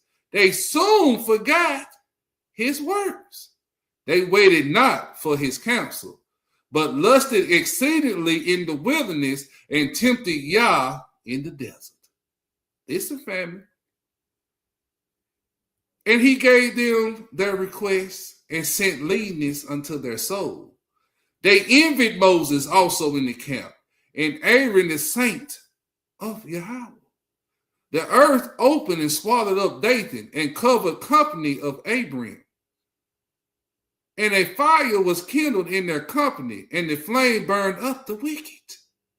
This is going on in the wilderness. They made a calf in Horeb, and worshipped a molten image. Thus they changed their glory into the similitude of an ox that eateth graves. They made a golden calf in the wilderness. They forgot Yah their Savior, and had done great things in Egypt. Wondrous works in the land of Ham, and terrible things by the Red Sea. Therefore he said that he would destroy them, had not Moses his chosen stood before him in the breach to turn away his wrath, lest he should destroy them. Yea, they despised the pleasant land.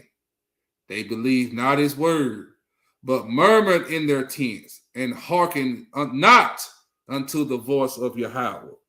Therefore he lifted up his hand against them, to overthrow them in the wilderness, to overthrow their seed also among the nations, and to scatter them in their land. They joined them. Now listen, here we go. Going into these gods, the lesser gods. Here we go. The worship of the Shedim. Here we go. They joined themselves also unto Baal Peor. They ate the sacrifices of the dead. Thus they provoked him to anger with their inventions, and the plague break in upon them. They stood up for knives, and they executed judgment, so the plague was stayed. And that was counted unto him for righteousness unto all generations more.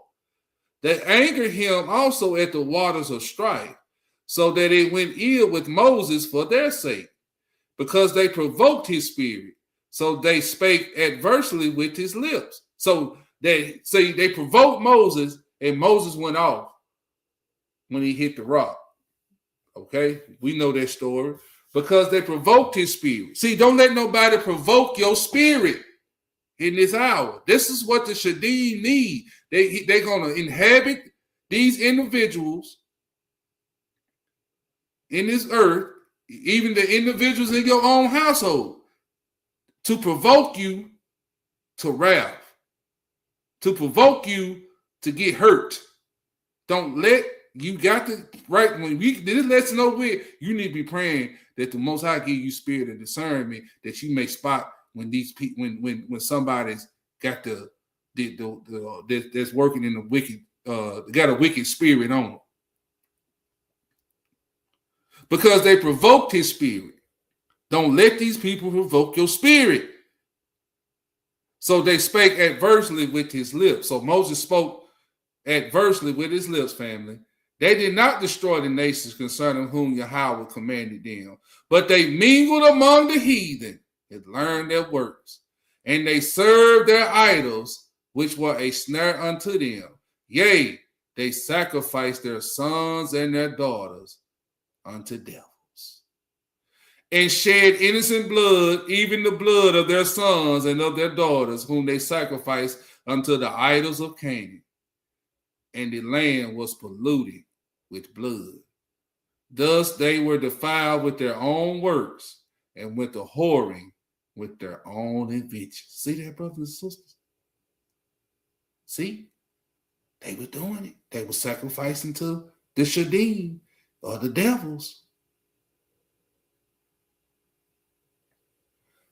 All right. Now, this is in the days of old. Now, let's go back to that 1 Corinthians chapter 10. And then I'm going to go to the book of Revelations, chapter 9, and Revelations 18. And then I'm going to cut you loose. All right? Because I'm going to bring this up to the day where we at. Now, let's go to that 1 Corinthians, chapter 10. 1 through 22. Listen. Moreover, brethren, I would not that ye should be ignorant, how that all our fathers were under the cloud, and all passed through the sea, and were all baptized unto Moses in the cloud and in the sea, and did all eat the same spiritual meat, and did all drink the same spiritual drink, for they drank of that spiritual rock that followed them. That rock was Christ. So remember what we read in Deuteronomy 32 about the rock. The scripture said they was unmindful of the rock that begotten them. That rock was Christ. They didn't see, they had no faith. Same thing going on today. Our people ain't got no faith. See how it's all meshing together? Now, that's Deuteronomy 32. What we just read right there. If you go back in that Deuteronomy 32, 16 to 21, it's right there about the rock. And that rock was Christ. And they was unmindful during the time of Moses. There, the language is going to change a little bit in this 1 Corinthians 10. Now you're going to read some of this Psalms 106 that we just read. Now listen to this. But with many of them, Yah was not well pleased, for they were overthrown in the wilderness. Now these things were our examples. See, these are our examples. to the intent we should not lust after evil things as they also lusted. Neither be ye idolaters, as were some of them. As it is written, that people sat down to eat and drink and rose up to play. Did they not raise up and play in the wilderness at Mount Horeb when they made the golden calf? That was the first strip club. They were down there dancing and worshiping that naked calf. That was the first strip club. It was our people, our forefathers. Neither be ye idolaters, as were some of them, as it is written, that people sat down to eat and drink and rose up to play. Neither let us commit fornication, as some of them committed, and fell in one day 23,000. Neither let us tempt Christ, as some of them also tempted and were destroyed of serpents. Neither murmur ye, as some of them also murmured and were destroyed of the destroyer. Now all these things happen unto them for examples, and they are written for our admonition, upon whom the ends of the world are come. See, this is going on at the end of the world. This is where we at. So this is why we're going over these examples on how to move going forward. Because in that second Baruch, chapter 27, many shall fall by death. Let's come on, family. Let's wake up. We here now. Playtime over for real now. Playtime over. It's the release of the Shedim out here. Playtime over, y'all. Wherefore, let him that thinketh he standeth take heed lest he fall. Therefore have no temptation taking you, but such as is common to man. But Yah is faithful, who will not suffer you to be tempted above that ye are able, but will with temptation also make a way to escape, that ye may be able to bear it. See, when these things come up on you from the Shedim to tempt you to wrath or tempt you to speak something that you shouldn't be speaking, the Most High is going to make a way for you to escape. But you got to be calm and not let your emotions overtake you so you can hear the voice of the Lord or emotions. Wherefore, my dearly beloved, flee from idolatry. We got to flee from idolatry. I speak as to wise men, judge ye that I say, the cup of blessing which we bless, is it not the communion of the blood of Christ? The bread we break, is it not the communion of the body of Christ? For we being many are one bread and one body, for we all are partakers of that one bread. Behold, Israel after the flesh, are not they which eat of the sacrifices partakers of the altar? What say I then? That the idol is anything, or which is offered in sacrifice to idol is anything. But I say that the things which Gentiles sacrifice, they sacrifice to devils and not to Yah. And I will not that ye should have fellowship with devils. You cannot drink the cup of the Lord and the cup of devils. Ye cannot be partakers of the Lord's table and the table of devils. You can't be straddling the fence. Pick a side. Now, let's go to Revelation 9. Revelation chapter 9. We got one more after this, and we're going to let y'all go. And that'll be Revelation 18. We're going to read Revelation 9. And remember, this is the release of the Shedim. Now listen to this. 1 through 21.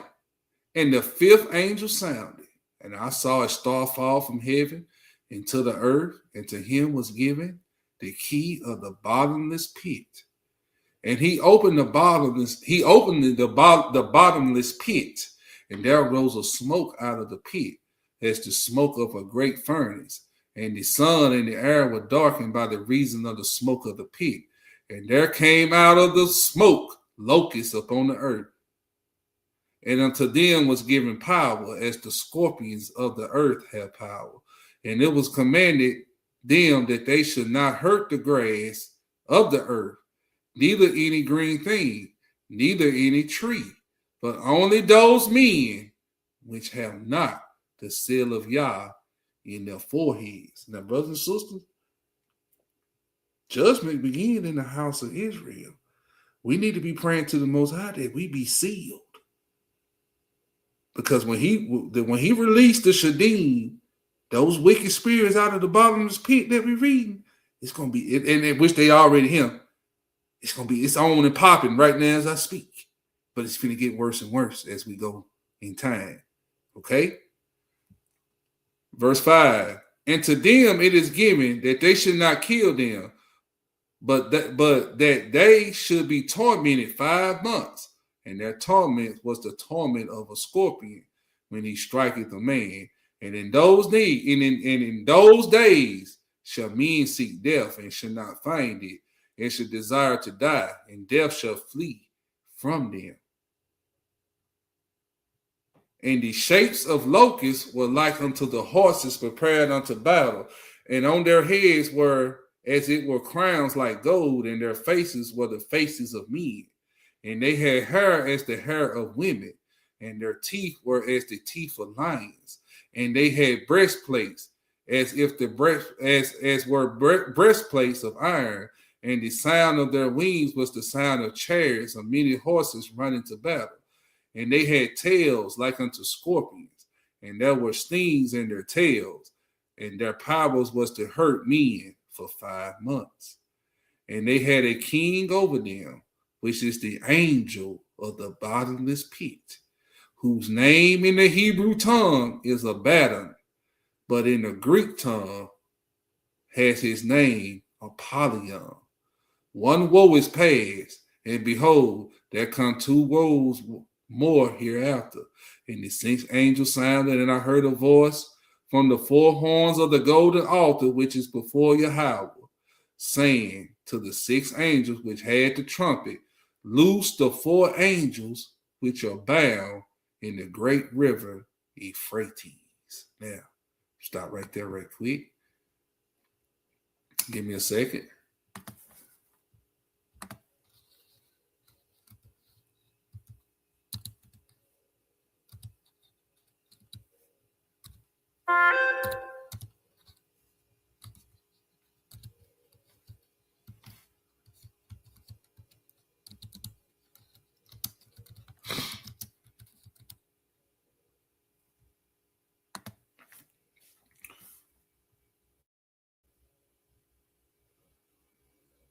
Now, y'all heard was at the bottom of that Euphrates River, what we just read on the screen. Let's go over here.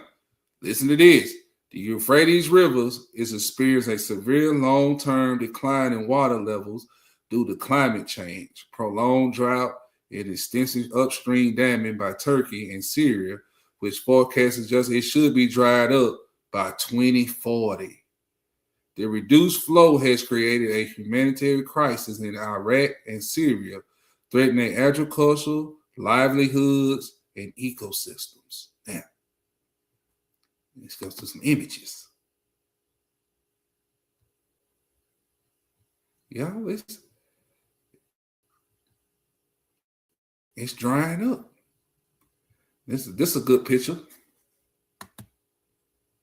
Let me see, can I get this picture up here? I don't know why it took this picture. Okay, let me share this. All right, look at your screen. That's it's drying up, y'all. See, the river used to be way up there. The water used to be way up here. With my mouth, you can see my mouth, my pointer. But now look at how low that water done got.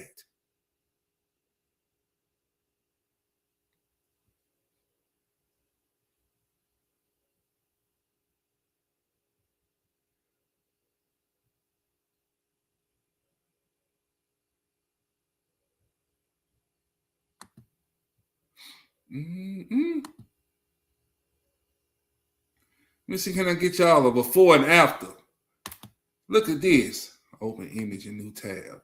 Look at this. Share this tab. This is the Euphrates River. On the left is before. And on the right is after. You see how that water was? That the Euphrates River was? Now look at it now. And they saying by 2040, it's going to be dried up.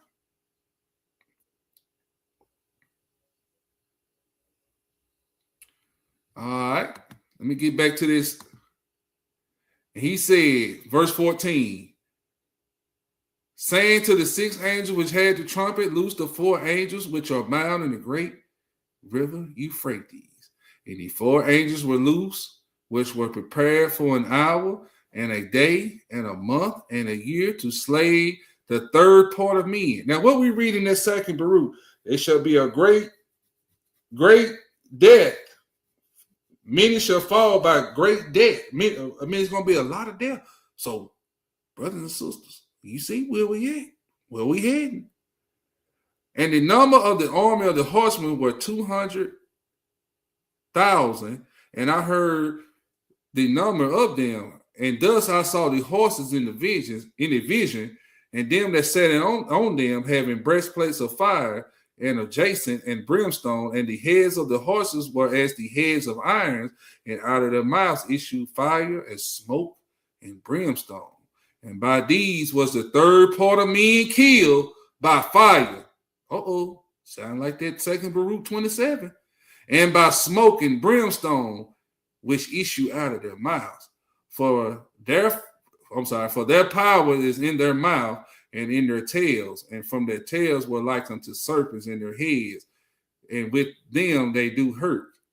And the rest of the men which were not killed by these plagues, yet repented not of the works of their hands, that they should not worship devils, meaning the Shedim, and idols of gold, and silver and brass and stone and of wood, which neither can see nor hear nor walk. Neither repented they of the murders, nor of the sorceries, nor of the fornication, nor of their thefts. So you see, all of this is coming on the earth, and men still ain't gonna repent.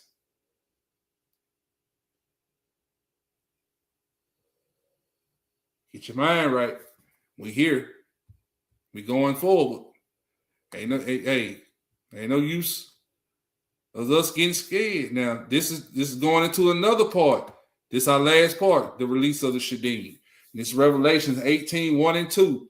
And it reads, after these things, I saw another angel come down from heaven, having great power, and the earth was lightning with his glory.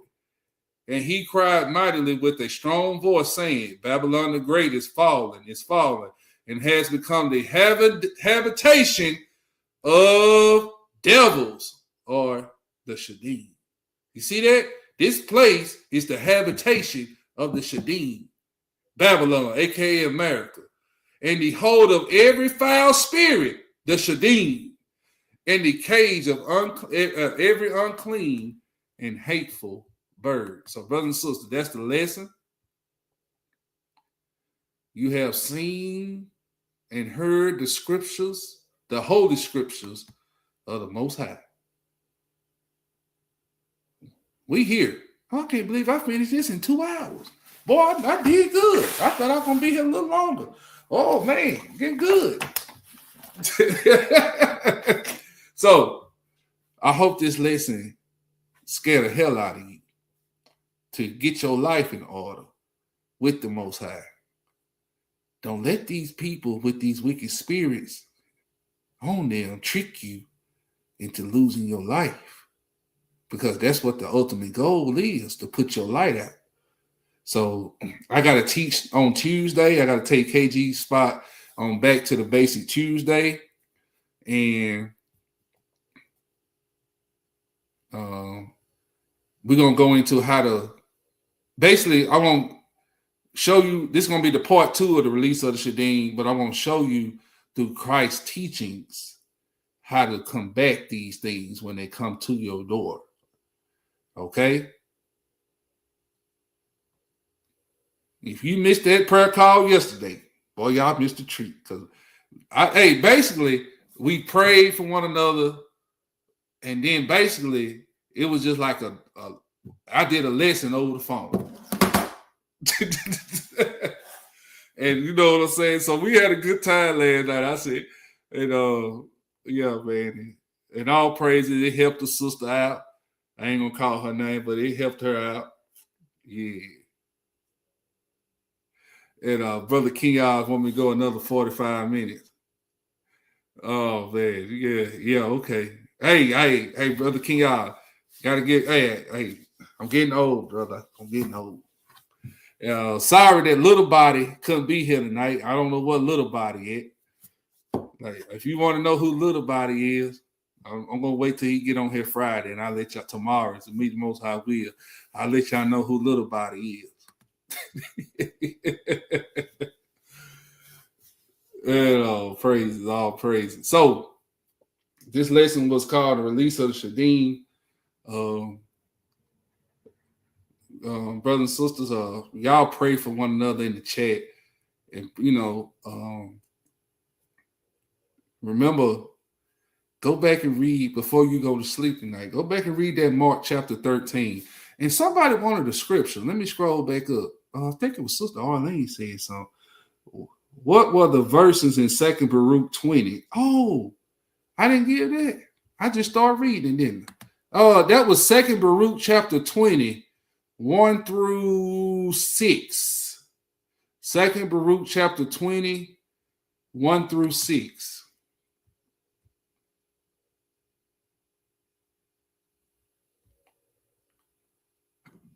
Oh, excuse me. So let me give y'all shout outs. We got Sister Jim in the building. Shalom. We got Sister Arlene, our beloved auntie, in the building. We got Kelly Goodman in the building.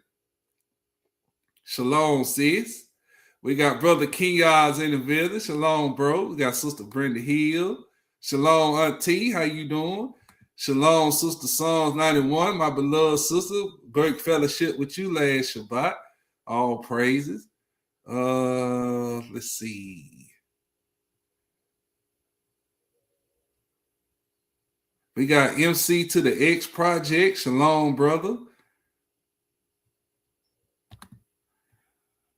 Shalom to you, Hebrew.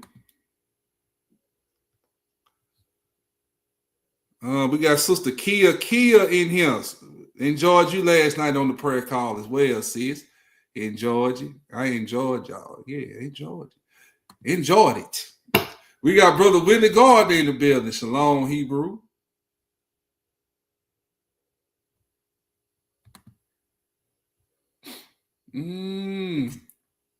I hope I'm Sister Cindy Caution. Shalom, sis. Enjoyed you last night on the prayer call. All praises.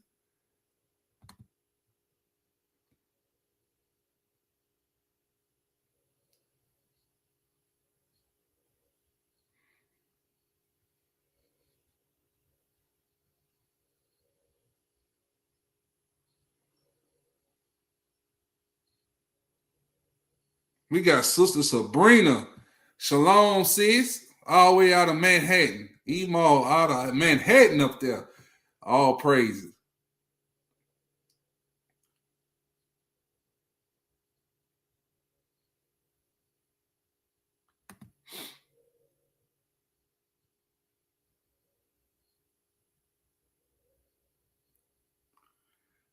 I'm still scrolling. We got Brother Winston French. Shalom, bro. Shalom. How you doing? Winston French in the building.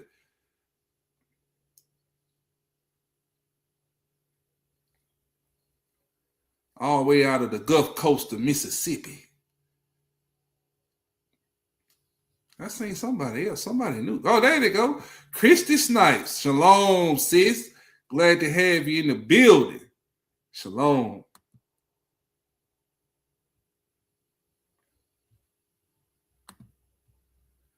I thought did I see a Paula James in here? I think I did, didn't I? I'm not crazy. I know I did.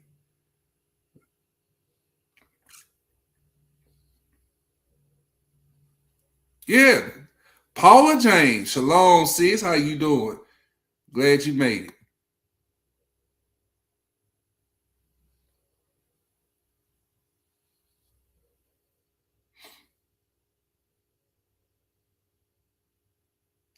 Sister Debrina said, we're not that old. Hey, I was translating. You got to translate for the elderly. You know what I'm saying? I had to translate a little bit. I was just having a little fun. Keep y'all engaged in the lesson. And then Sister Arlene told me to stop it. All praises.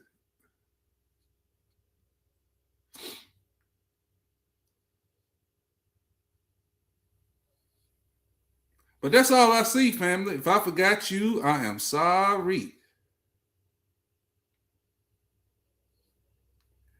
I'm trying to make sure I don't forget nobody.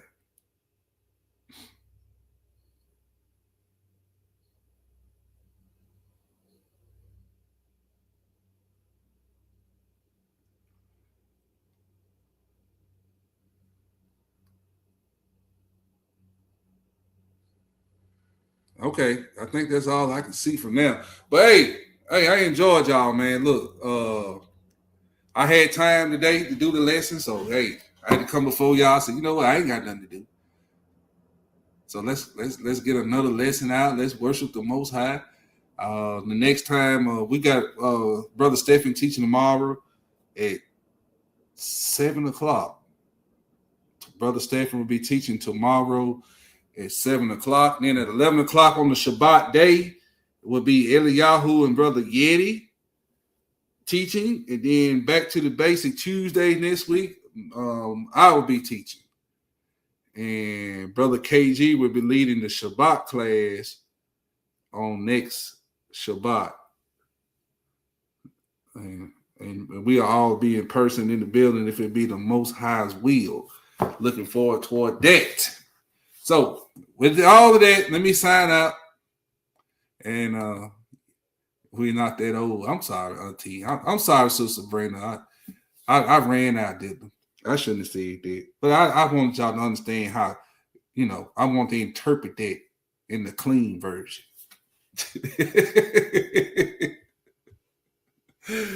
All praises, all praises. So let's see, what song we're gonna get out of here tonight?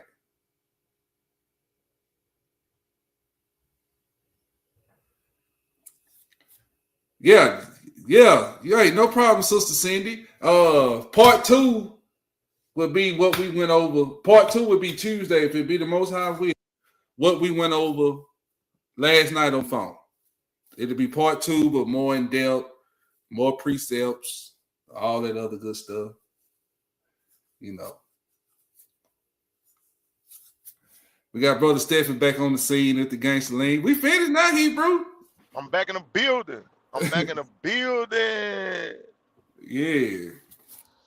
So, hey, your lesson start at 7:00 tomorrow, right? That's correct. All right, I said it right, family.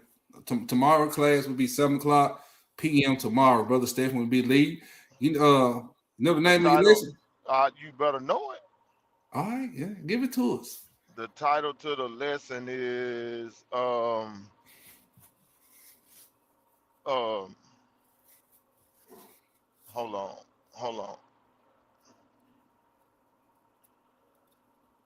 It's called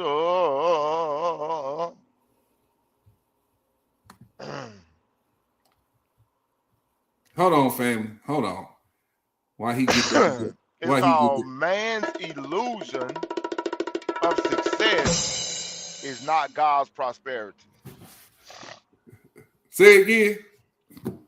Man's illusion of success is not God's prosperity. All praise. Yep. Let me share this thumbnail, which is see if you can share it on the screen. All right, share it with me.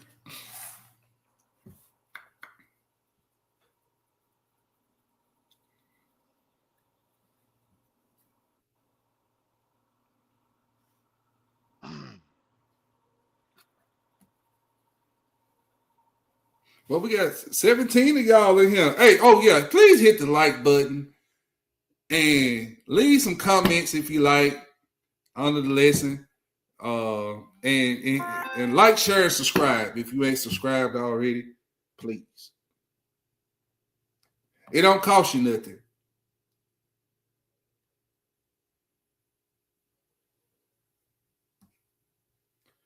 It don't cost you a thing. Shalom, shalom, Sister Cindy. I missed y'all too last night. All praise to the Most High. It feel good to be missed.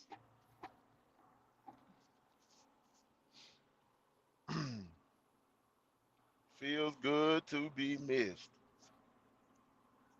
Did you get it yet, Hebrew? Hold on, Hebrew. I'm trying to. My phone is acting weird. Hold on, I got you.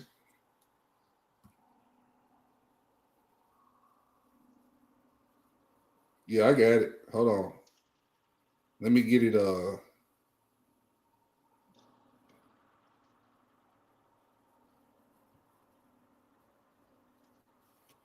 can't I save it? There we go. Now, give me a second, Hebrew. Talk to him. I'm gonna get it up here. Okay. But yeah, all praise to the Most High. The lesson tomorrow is going to be a great lesson, and it's going to be. It's a twist to it. It's a twist to it. You know, the title "Man's Illusion of Success" is not God's prosperity. It's a twist to that lesson. You know, because the way that the way that the world looks at prosperity today is all based upon physical things. You know, how much materialistic things you can accumulate is what signifies your prosperity or your success in this world. So we're going to contrast that with what the Most High calls prosperity versus what the world calls success. So it's going to be a great lesson. Let me see.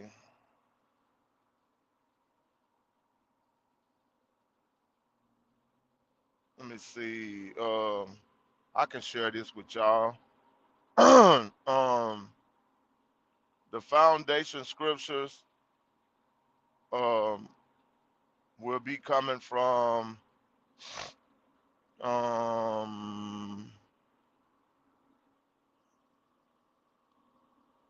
me see. The foundation scriptures will be coming from First John, First John chapter 2 is one of them. For this lesson, I have more than one foundation scripture, so it's gonna be a little different than the way I normally do it. Also, Mark chapter 8 and verse 36. If y'all want to go look at that tonight and precept it a little bit, kind of give yourself an idea of what the lesson will look like tomorrow. Mark 8 and 36 says, "For what shall it profit a man if he shall gain the whole world and lose his own soul?" So that's kind of what we'll be dealing with tomorrow.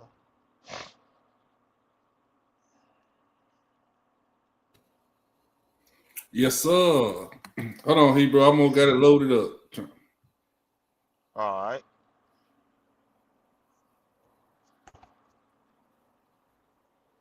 Well, have your phone been freezing up, Hebrew? No, Mine freeze up when I use StreamYard.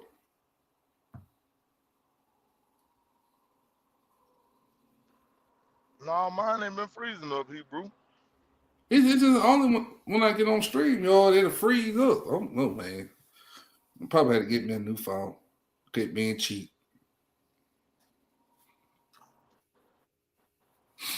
Unless them demons attacking it.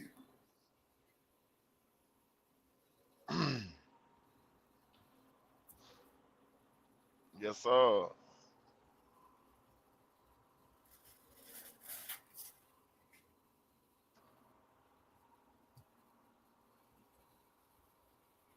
Hey, brother Stephen, they want you to go on and start teaching that lesson right now. Huh? Hey, it's gonna have to be tomorrow. Yeah, they want us back up here another 8 hours, Hebrew. So you here, you don't work no more. You ain't got no job. You ain't got nothing to do. Ain't got no job. I ain't got nothing to do, huh? Yeah,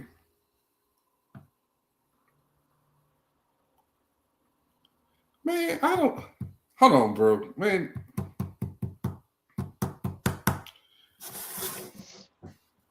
they is messing with Hey, this don't phone. worry about it, Hebrew. No, Ain't no big Hebrew. I'm deal. gonna get the picture up here now. Shoot. Hold on, Hebrew. Let me fight these things. Let me fight. Hey, pray over my phone. They get them out. Get it. Do an exit on my phone right quick. They is doing the most.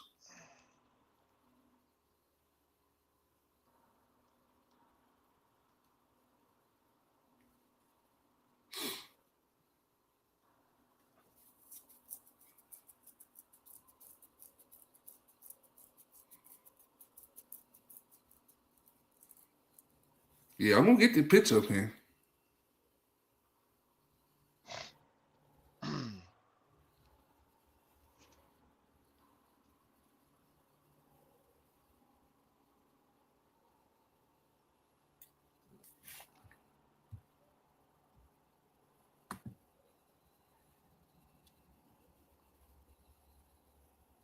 Hey, Sister Cindy told you to teach Hebrew. She like them all nighters now.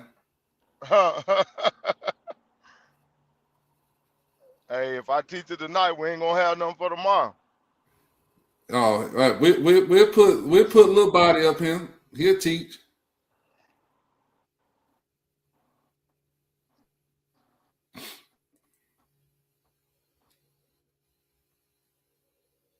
Later. Oh, you don't know who little body is, do you? Nope. Oh, okay.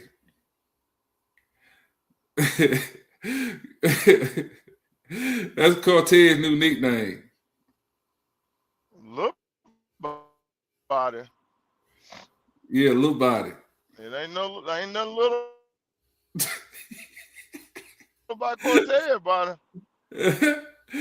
Oh, me, boy, that run had us cracking up yesterday. Last night, boy, called himself little body. My little body hurt today, y'all. That's what he was talking about, his little body. Mm.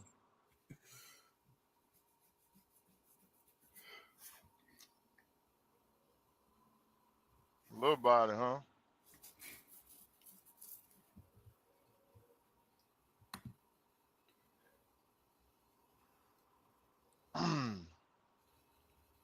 That what he done started calling himself, huh? Little body. Yeah, little body. Big head, little body. Y'all, we got to go. Man, my phone's still acting stupid. Can you know I told you stream over acting dumb? Because I had my what's the name up there, bro? My thumbnail in the background. You know how that line is in the background? Right now, Yeah. it was showing my thumbnail, but when you came in, it just put this up here. Wow. Yeah, this stream Know y'all how got my strange phone. y'all do.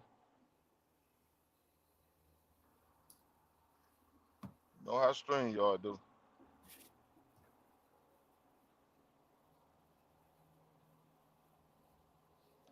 Well, Brew, I'm gonna go on and get off of here then, man.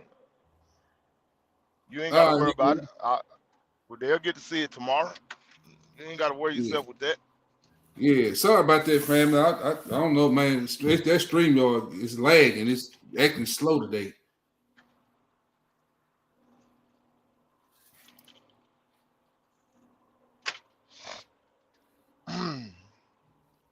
But, all right, fam, we're gonna get on out of here because I gotta get back on the road.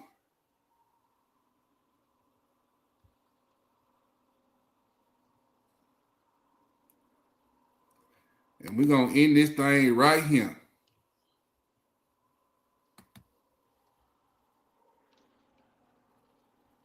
All right, well, shalom, family.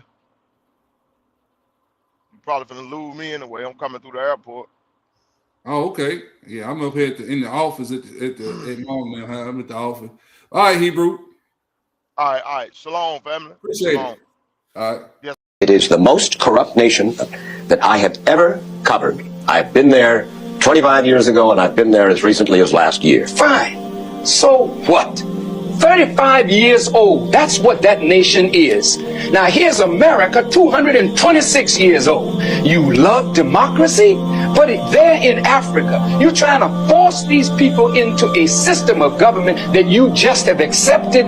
30 years ago, black folk got the right to vote. You're not in any moral position to tell anybody how corrupt they are. You should be quiet and let those of us who know our people go there and help them get out of that condition. But America should keep her mouth shut wherever there's a corrupt regime, as much hell as America has raised on the earth. No, I will not allow America or you, Mr. Wallace, to condemn them as the most corrupt nation on earth when you have spilled the blood of human beings. Has Nigeria dropped an atomic bomb and killed people in Hiroshima and Nagasaki? Have they killed off millions of Native Americans? How dare you put yourself in that position as a moral judge? I think you should keep quiet, because with that much blood on America's hands, you have no right to speak. I will speak because I don't have that blood on my hand. Yes, there's corruption there. Yes, there's mismanagement of resources. Yes, there is abuse. There's abuse in every nation on earth, including this one. So let's not